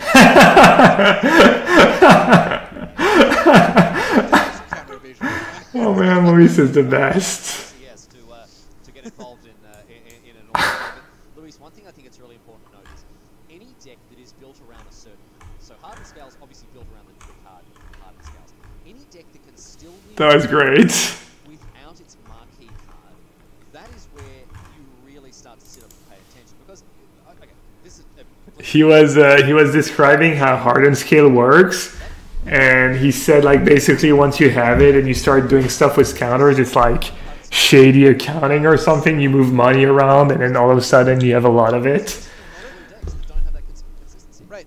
This Titan Shift deck does not win a lot of games without either Titan or Scape Shift. So seeing the Hardened Scales deck win with just Ravager, Steel Overseer, Walking Ballista, well, it kind of shows you how resilient the deck actually is. Yeah, how flexible it can be in approaching to in its approach to winning games. And now a copy of Arcbound Ravager is going to be a nice one, especially Oh, with all of the... Oh, look, this is just a kill. This is a dead? Inkmoth Nexus. oh my goodness. Nice. I just want to say, Louise. Yeah, you know, and I'm sorry for all the Riley fans out there, all three of you, that you know this match is going to get cut short by a turn 3 kill with Inkmoth Nexus. I mean, thanks to Harry and Lucy and Bazza for sticking around, but I mean, that's it. That's all she wrote today, sports fans. A kill out of nowhere with Inkmoth Nexus, and I mean, the power of hardened scales, really, there's no brakes on that train. Oh yeah, turn 1 hardened scales, turn 2 hangerback walker, it dies, turn 3 Ravager kill you. Yeah. Bam. That's it. That's it. And that's all, my friends. We are going to jump across to another feature here. We've got Pleasant Kenobi standing by with more information about the decks we've just seen on stream during these quarterfinals. And after that, plenty more modern action coming your way. Thanks for sticking with us so far. And please do stick around for the rest of the top 8. Right now, going to kick it down to the wall with Pleasant Kenobi and a deck tech. It was Goober Hicks at MTGL. People are probably like, come on, Gab, I already have channel Fireball on my second monitor. I don't need a 2-channel Fireball streams. Sorry. Sorry, not sorry. Alright, I need more lands because 24 is not enough. Probably on 25 or 26. What did I just lose to just now? Oh, Mono Blue. I was actually stuck on lands. Let's see. What's the mana like? 5 sources of... You don't need Infinite Forest anymore. I still want the 12 dual lands. I don't need a ton of blue. Could play 4. Have I heard about Jackie Lee? She used to work for Star City, right? She kind of disappeared like 3 years ago. Kind of liked her. I don't know. Maybe she just moved on to something else. Let's see if I was friends with her on Facebook. I mean, I'm not gonna share like personal stuff or anything, but maybe there's stuff that was kind of... Oh no, she worked at... Oh no, I had her... I was thinking of someone else. Completely. I'm not too sure. Maybe she still works at Wizards? I'm not too sure. Yeah, she was a good player too. I don't know, maybe... I'm not sure, honestly. Hopefully she's well, though. I didn't know her very well, but... I mean, we interacted a few times, and she seemed like a cool girl. She was good at Magic, too. She has, like, GP top 8 or something? Anyways... So let's see, 4, 8, 12, 17 sources of green, and 3, 7, 15 of black. That's about where I want to be. So I could maybe add a basic swamp in this deck. You really don't want basic swamp when you're playing Lana Ralph, but this deck. So right now I have 17 sources of green, 16 sources of black, and 11 sources of blue. Which is pretty good. Oh, you know what I wanted, the card I was talking about, Incubation. Problem with Incubation is it doesn't really replace lands, so... I guess it finds Jadelight Ranger. Kind of replaces lands. I'll cut a Contempt. Play a Section. And then... I think Trophy might be reasonable. I wonder if Trophy's better. So I cut the Brontodon in the... Brontodon was pretty good, I will say that. I was liking Brontodon. Midnight Reaper was also fine. Now I have 62 cards. 6. And only 25 lands. 9, 13, 17, 21, 25. Could cut a Hostage Shaker. Hostage Shaker is very, very, very good though, but there's a decent amount of Esper control. Not a ton of mirror match.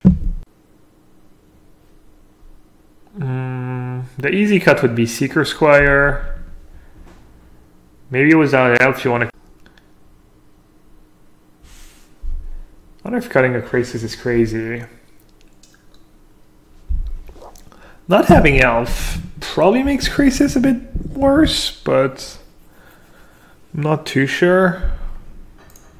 I'll cut one and see if I miss it.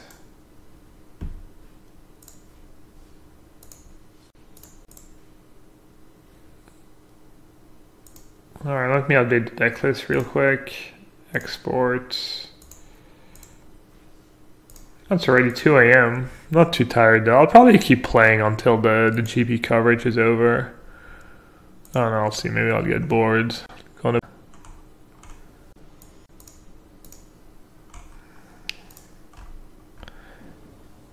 This has been fun though. I haven't done a ton of winning, but at least I'm not jamming like awful decks over, and not awful decks, but I mean mono red, you know, over and over. So that part's nice.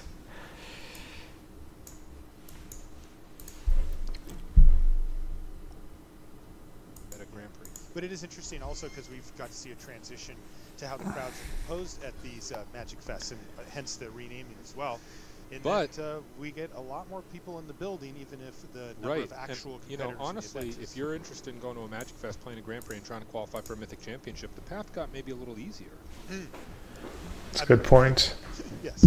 Right. If you don't have to play against Owen Turn, Walsh, Harshen, or that often anymore, that does help you out a lot. All right, well, it looks like we're just about ready to go here. We've got Jin Lu facing off against both Hardnet skills in the top 8. I wonder how the Hardnet skills versus Phoenix matchup is. Also not sure that's the play. It's definitely possible I'm supposed to go Incubation, Overgrown Tomb,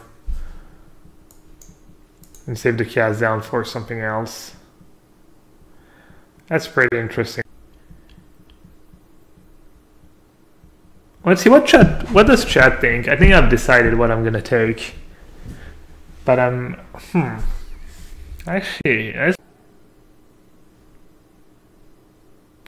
I tried or seen BBD's Esper list? I've seen BBD play it. I've played it against it a bunch too. I haven't been impressed, but only a few times. Branchwalker for curving. Yeah, actually I was thinking Jade Light Ranger, but then I was thinking more about it. And I'm gonna take, I don't know, I think it's extremely close actually. My first instinct was like Jade Light Ranger because they have no pressure, so I basically just want to make sure I give myself the best chance at hitting lands. If they had a creature in play, it would be different. But my hand is also very clunky, so affecting the board. Also, if I hit a land, I can just play Krasis. I'm just gonna play Krasis here. And I'm not gonna attack. I think you're pretty much a pure control deck in this matchup. Damage is almost irrelevant, especially when I have Fine Finality in hand, which is kind of usually the end all be all. So I don't want to attack because if they play a Marshall, then I can't trade anymore for the token, and I'm trading freedom. Yeah, I mean, it looks like Branchwalker worked out for me, but it was extremely close. That is kind of a problem.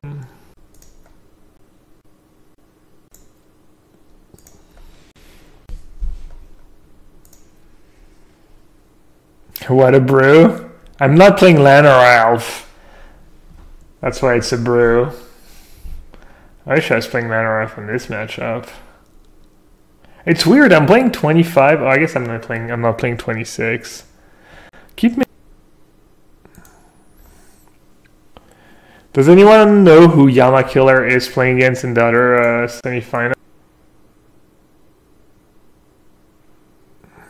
What's the reasoning behind GPs being easier to qualify in? It's because they don't give PT points anymore, so less pros are going to go to GPs. They can actually just take 10 here, right? I mean, I'm not gonna. Yeah, I'm not gonna chomp. I mean, it would have been close. Like, why did they take crazy? Oh, in case I have a disenchant, I guess. That's another close one. I think I actually played Jadelight Ranger first. I think the other play is just too clunky, especially if they have a removal spell. That's kind of brutal. Actually, that might be okay. I mean, hitting a land would have been nice.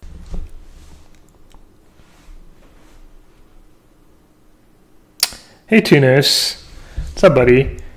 Tunis says, Brewing was the Undergrowth deck from last standard, adding Crisis. Seemed like it might be a good strategy for best of ones. Yeah, I was talking about that earlier. I was saying that decks that lose to Honor Guard hard might be good in best of ones. But it's honestly so overwhelming to try and build Undergrowth. But if you've done like the kind of, how do you say, the legwork, I guess. If you've kind of done the legwork already and want to give me your list, the list you're working on right now, I'd love that. I might give it a try.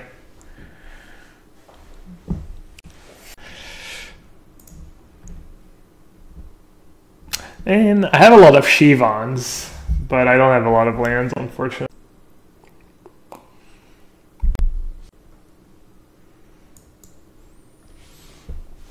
$26 lands now, only 25. I counted Incubation as kind of a land because it can find your Jadelight Rangers and your Branchwalkers, so it's kind of sketchy.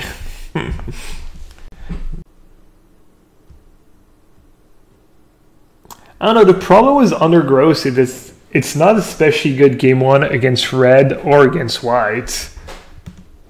And it's the reason Undergrowth was good was because it was good against straight black-green, because your late game was better than theirs was the Mulder Hulk, and it was good against Jeskai Niv Mizzet, the Jeskai version, the control decks that play. And both these decks are non-existent, and I'm not sure you beat Sultai anymore in the late game with Mulder Hulk because they have Crisis. And white and red, so I don't know, I just don't see how it could be good.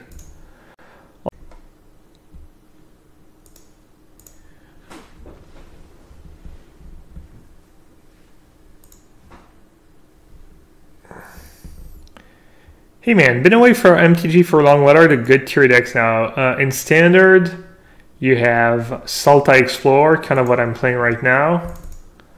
You have White Weenie, you have Mono Red, you have Esper Control, and you have Reclamation Nexus of Fate decks, and Mono Blue Tempo. What land should I add? Another basic? There's like so many basics. Maybe just another forest because of Brontodon and Jadelight Ranger, actually. And what am I gonna cut? Seeker Squire? Then I'm making my incubations worse and worse. I'm gonna start with one incubation. I kind of want to draw it though. Is there a spell I can cut? Is there a spell? I'm already kind of low on creatures. I could cut Midnight Reaper and just play Seeker Squire. I'll try that. I'm gonna break on.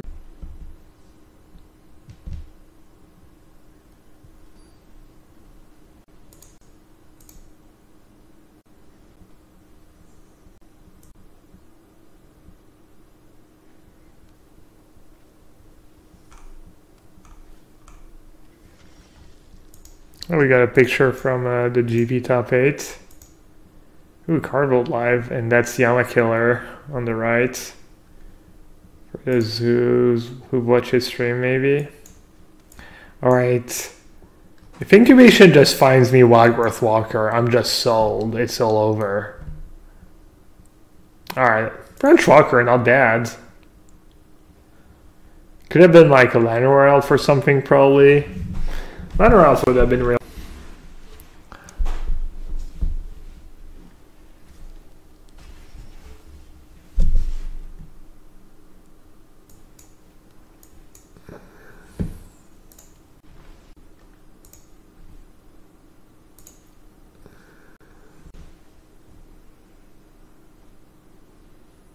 No, it's just still game one of the semis. That game looks like it's back and forth.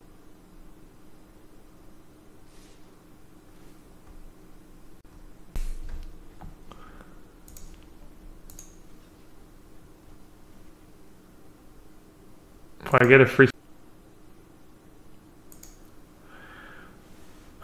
Is that even better than eating a token? I'm not sure. Hey JJ. We crushed our game of Dota earlier. I carried the game from mid. No, not really. I'm not sure why we won so easily.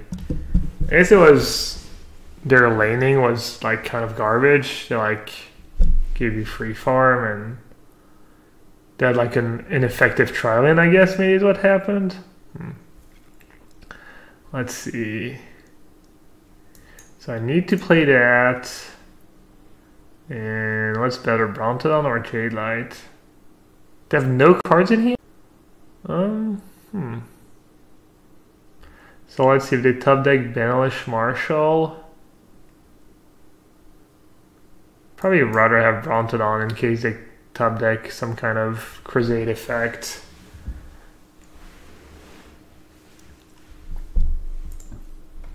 No, I didn't really. I had like pretty mediocre performance mid. It was a pretty easy game overall. JJ just farmed fast Radiance and then we were just unstoppable. They can.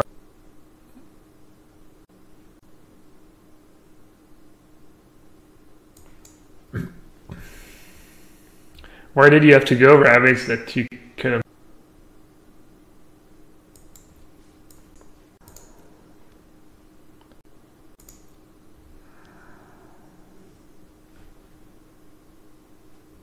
$4 p.m. Yeah, like 3 hours ago. Yeah, probably 4 p.m. your time.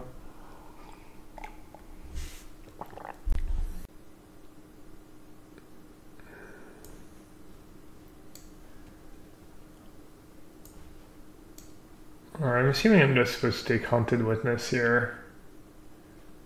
And cast it. That's gotta be better than just killing a Night token, right?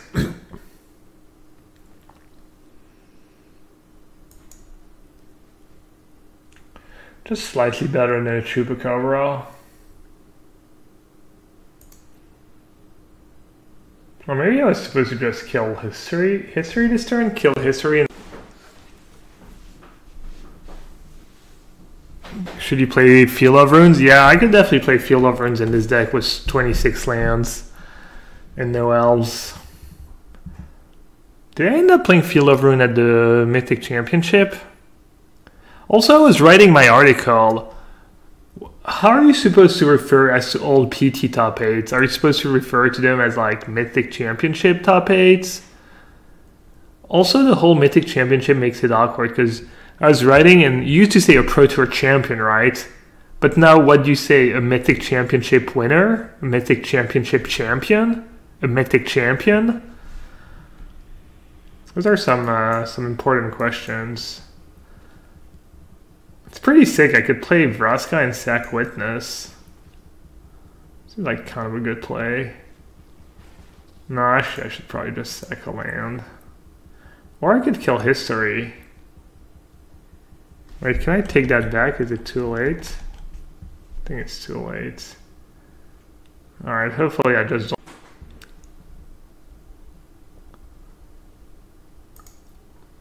No, I mean, I think we know.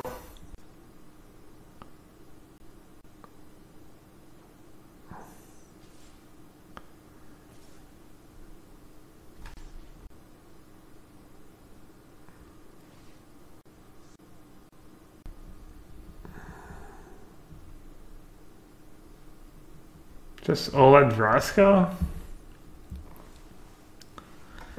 Should I try and save it? Can I save it? So I could go like block, block, block. Yeah, I guess Brontodon's not even that important. Alright, hopefully I got it all. Is rebranding fine? Yeah, I mean, it's good for it. It's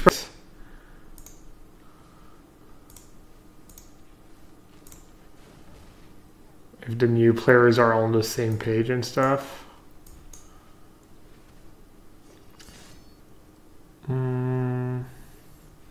Snubhorn or Tithe Taker? Do I have the city's blessing? I do, I would. I'll take Snubhorn, I guess. I played the wrong maps. Definitely taking Snubhorn if Jaika is here. See, I get Snubhorn in play and I instantly win the game, Jaika. When's the last time I played in a casual Magic tournament? I actually played a Priel Ace for the last set, but I only go I think the last time I had played was, I think pretty much all the last few casual tournaments I've played were like Priel Ace, like I average maybe one Priel Ace every couple years or something.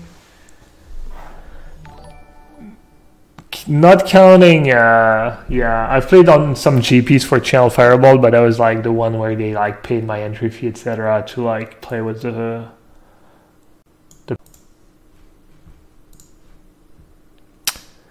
my.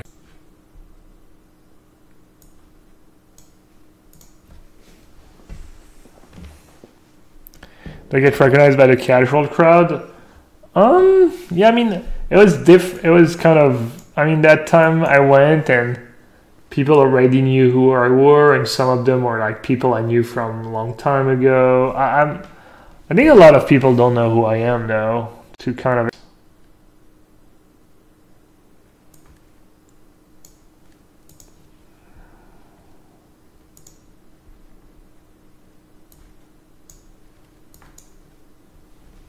Even at the PT sometimes.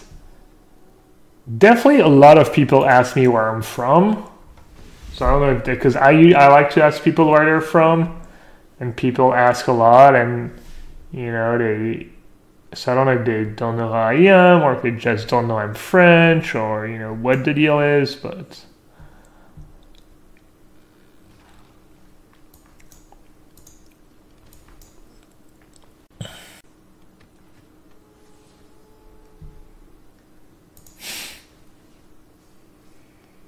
I'm from the top 5 all time. That's a gassy answer. Should I start saying that? Well, I can.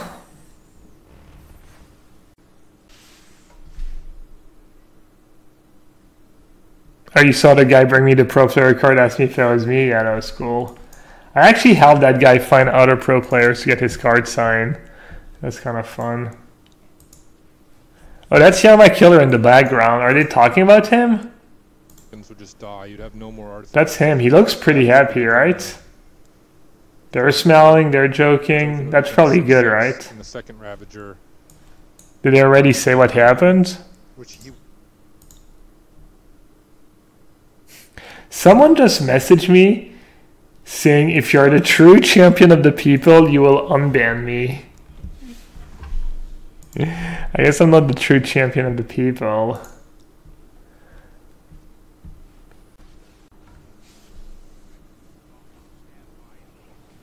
I'm the French Patrick Mahomes. Is that the football player? The Ferry. Yeah, I thought I was in good shape. Was Vivian Reed in play, but I guess not. That sucks. Just gonna get both Explore Creatures.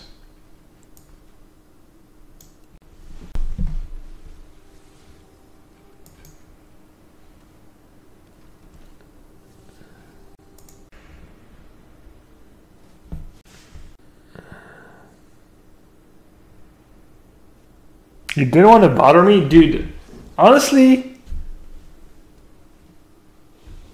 that's true.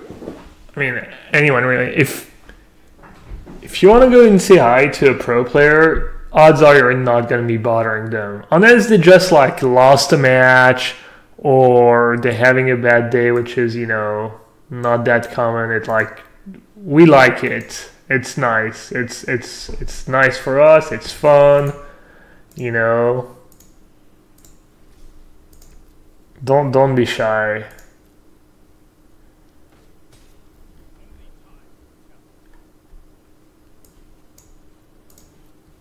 They have a lot of cards in hand. Should I just play Hostage Shape?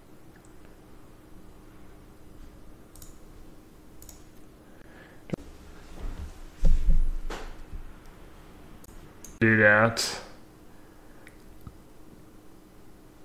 I don't know, maybe it's game losing play. I feel like I would rather wait for the turn where they tap out for... should I play it again? I'll just play it again. Because now they need land number 7, Kaya's Wrath, and an Absorb or a Negate. Obviously I'll let them play Canisters inside. I don't know, it's kind of close call.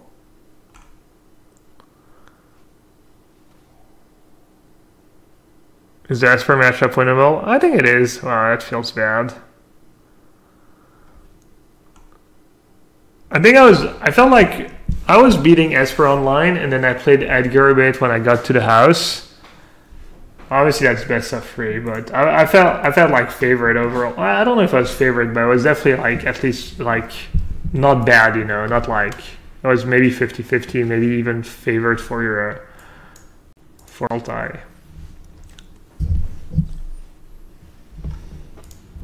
Alright, looks like I kind of punt. Who knows what they had.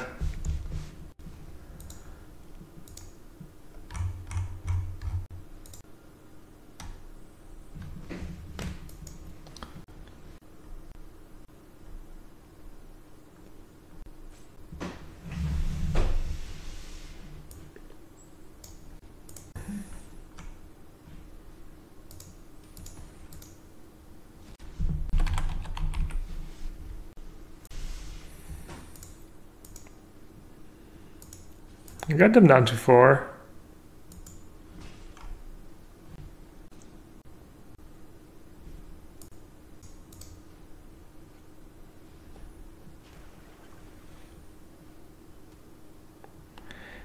Do you tutoie ou vous vois? I'd rather, I mean...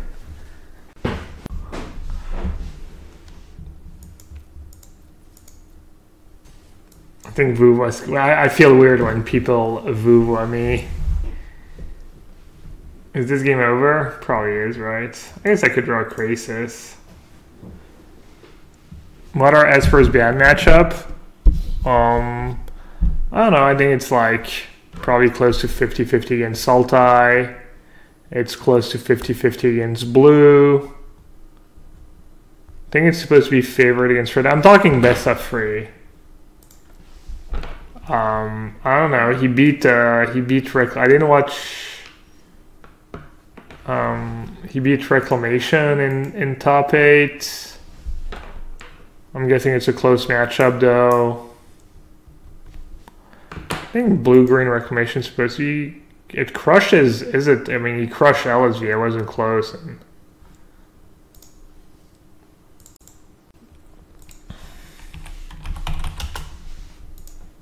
I think I'm just gonna tune my deck like that. Just, I flood, I needed it.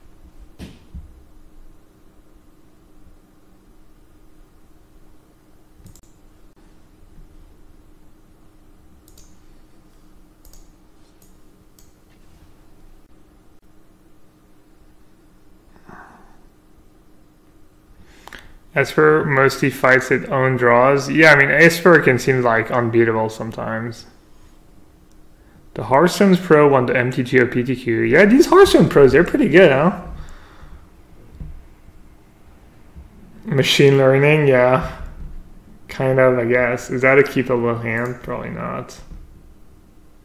I think I maybe sometimes don't mulligan enough with this deck. This is pretty close. I do need lands. Alright, I'll keep.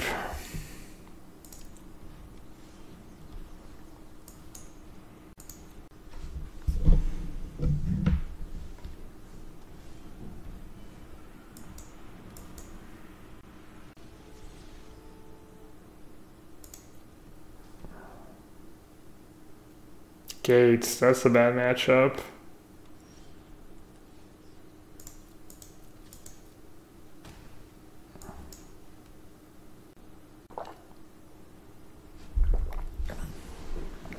So I've played.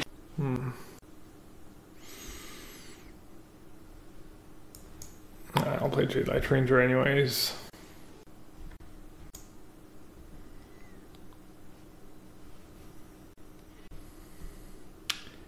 Bah. Alright, that was kind of best case scenario for us. What, are stuck on lands too? I wonder if they have Clarion in hand and they're getting a bit greedy, playing the Ram first. They could still have Clarion in hand.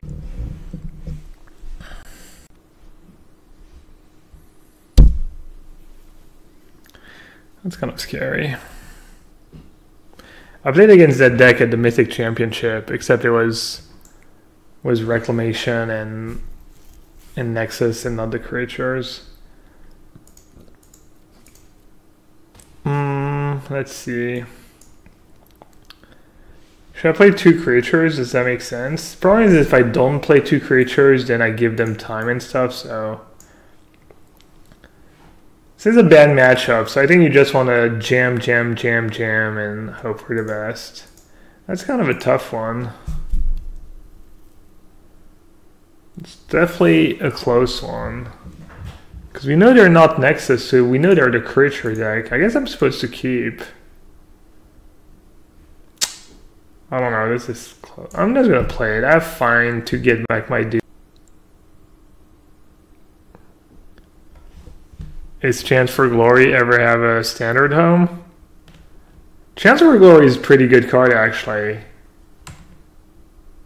You can play 1 if you're playing White-Red Beatdown. When I tested for the GP, before like 2 PTs ago, basically, I was testing White Weenie / Red, and I was playing 1 Chance for Glory, and it was really good for me. It's like a one-off in aggro decks, I guess. And then in Modern, you can play combos with Gain of the Trials and Angel's Grace and stuff, but it's probably not very good. Alright, well, I kind of got wrecked, but... The problem with this deck is that, like, even if I had, like, Brontodon in hand and killed the Guild Summit, it takes my turn. I mean, I'm already so far behind, so... Basically, you just want to jam, and hope they don't have it somehow. Yeah, the GP where I played Mono Blue, there was 2 decks I tested a lot. There was the Mono Blue deck, and then there was White Weenie / Red, you know, just splashing Reinforcement and some sideboard cards. And I was, for a long while, I had 1 Chance for Glory in the deck. Alright, well. 7 mana, so I can find Finale, Brontodon, but I can't cast down. I guess I don't care about this right now.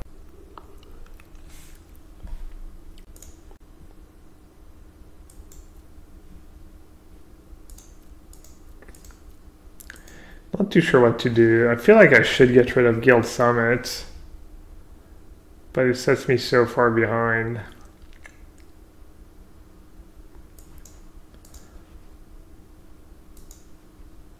I don't know, I guess I'll do it anyways.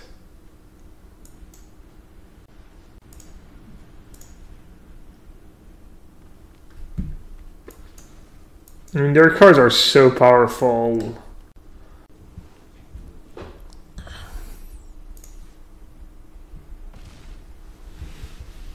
You can play Chance for Glory was the 6 mana enchantment too, right? What's it called? Lich Mastery or something?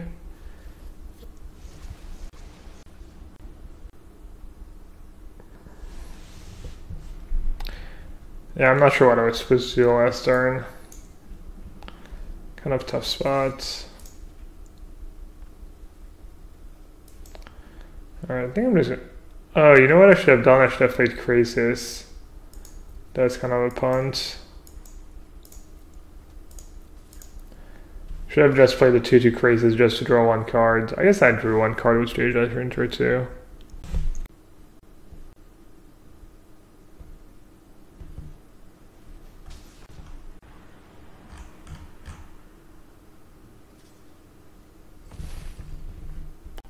Definitely Clarion. Yikes. Oh, I'm not gonna scoop. This is hopeless. You need Vraska Golgari Queen in this matchup, I think. Or them to just have a really bad draw. I guess I need a Wild Horse Walker draw in this matchup.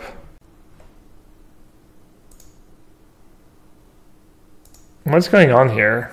Tapped. No, I don't suppose he was going to chump block with it anyway. What happened? Anyone wants to fill me in? Bang, there's 10. Yeah, and Jin's really up against it now. He doesn't have a Hardened Scales in play. No. You know, he doesn't have... If he draws a Ravager, mate, like, that's not where we're at this time. He's in trouble. And even if he... Did I transfer? Not really. Not since the Mythic Championship. Not for best of ones. I mean, everyone's playing the same list, exact same list, so... I'd rather try different stuff and... I don't know. Yeah, basically I'd just rather try different stuff.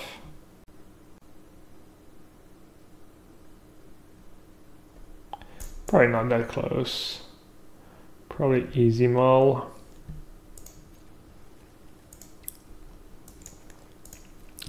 Rewarded.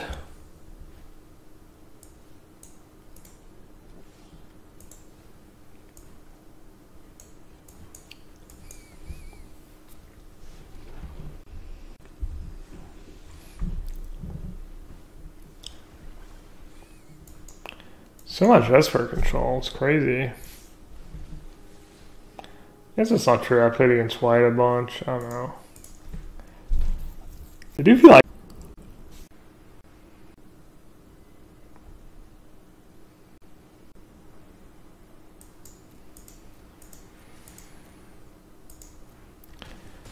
Alright. There's not a reason why... I mean, I guess sometimes Chupacabra is actually better, because... You just want the 2/2, you don't have to kill one of your dudes. But this is nice against Kaya's Wrath.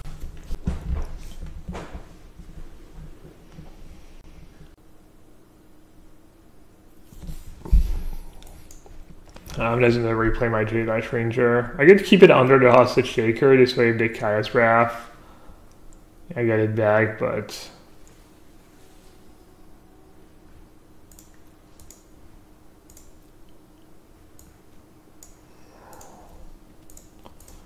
There's no reason to play on tap land against that deck.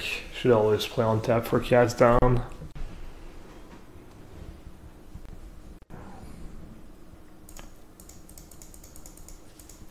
think they're looking pretty good this game. I don't know. Okay.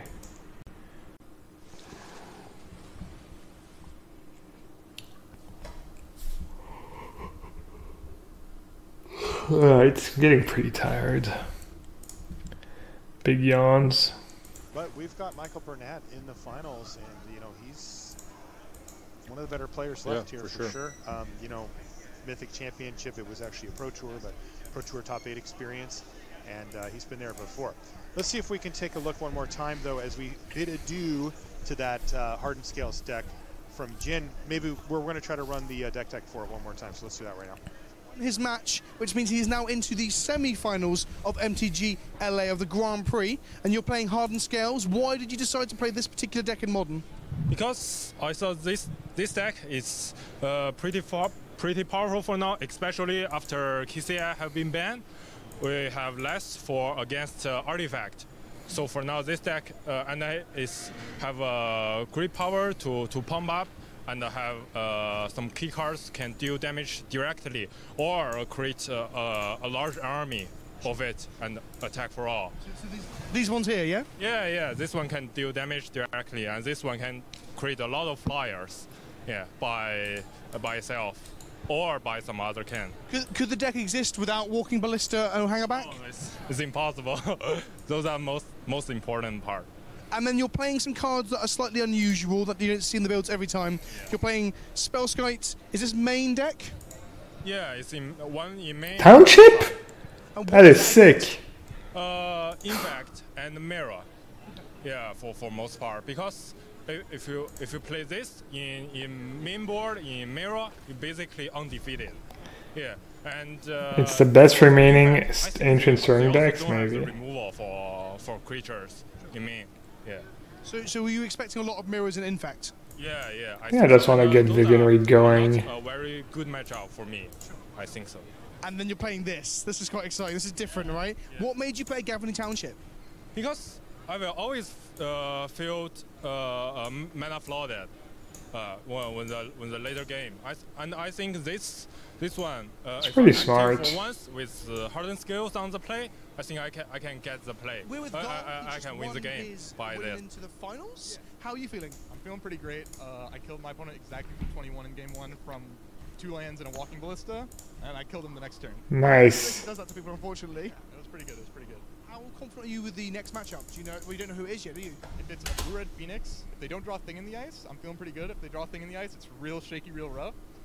And then it's the Scales Mirror, which is just a toss-up. It depends on how he built his deck versus mine. So I would say I'm probably like 50-50 to less to win the finals. But if I'm running as hot as I am now, I would expect myself to. So I hope you're on hot, buddy. Hey there, welcome back to the booth here at Let's go. We're here for the Magic Fest, which is a larger event that houses... Seth Rogen. This is Yama Killer. This is someone who streams a bit. And someone who watches the stream. Someone who I've rated a bunch. I met him at the Mythic Championship. He was actually qualified. I don't think he did too well, but looks like no matter what, he's going to be in London because, yeah.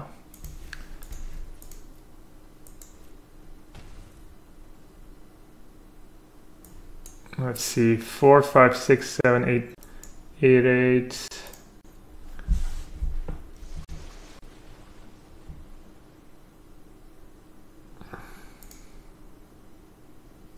Look at this hand. Infinite Gas, 2 Vraska's Contempt. They have Search every turn, but... Right, so it's all about the qualification for a lot of these players. And I mentioned that about Jin. Well, his journey ends here in the semifinals. This is a qualifier for a Mythic Championship, and you know, there's some type of road forming. It's not clear yet. It's a little off in the distance, but you know, these are the ways that you can start to play at these things and come out to a local GP to do it. All right, we're going to take a look at it. I'm just going to get back a lot of small creatures, I think. The finals, hang in there. Wait, how many Kaya's Wrath have they played? I'm here with Goal, MTG LA top 8 competitor playing Hardened Scales Affinity. Why? Why are you playing this deck? I'm playing this deck for Hardened Scales. It makes the deck completely busted. You play like a combo deck, like 9 mana. Affinity, and you get cards like Archbound Ravager that just like can move all the counters to a Walking Ballista or a Hangerback Walker, make a bunch of tokens, and just kill them. And then obviously you're playing like modular creatures that used to be quite bad. I'm gonna get that in case I have Crab the Carnarium. This and an Archbound Ravager, oh. Some other creatures, you just get to do things that people don't even understand, and you just get to beat people and like make way more counters than you would ever expect. So you've been doing a lot of complex maths over the weekend then, yeah? Yeah, a lot of Xaxes math with Walking Ballistas and with Ink Moth Nexuses and just like barely killing people. A little hedge against Crab the Carnarium. And I also want multiple creatures so that they don't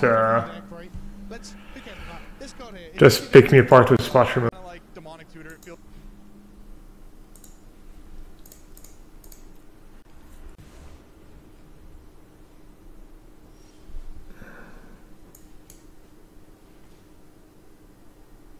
Did I mess that game up, only getting back 1 Crisis? Alright, we won. Nice. Nice slaw.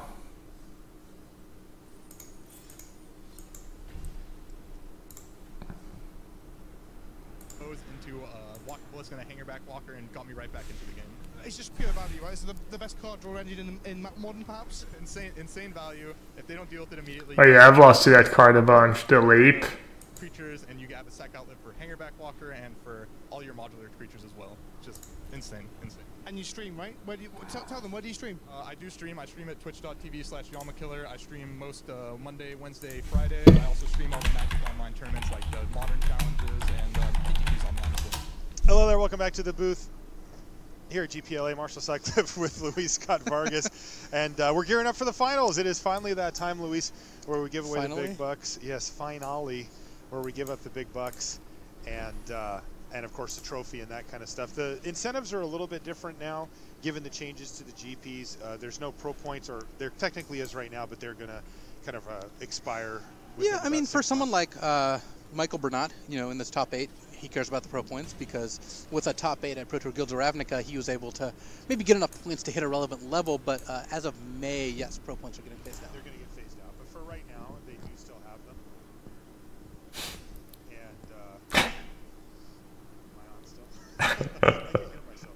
Yeah, saying there we go. Yeah, anyway, but... Someone was saying maybe I should have played the last spell last time because I would have...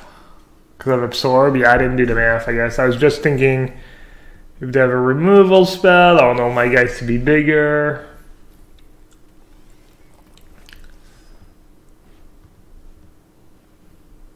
But maybe I wasn't supposed to play my spell into an absorb and give them an extra turn. Alright, Big Bud Bronte. Let's see if you can hold up the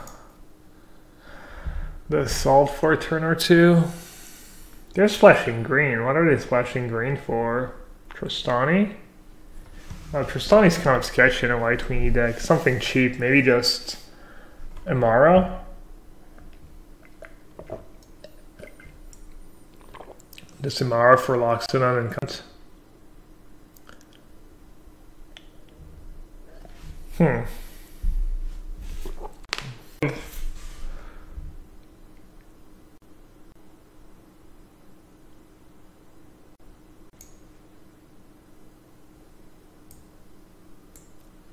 I'm just super dead, right? Take 1 billion damage. I was like the nuts. It's so crazy what that deck can do sometimes. It does even like chump attacking a dude to flip the landing. Turn 6 does seem very far away, I agree.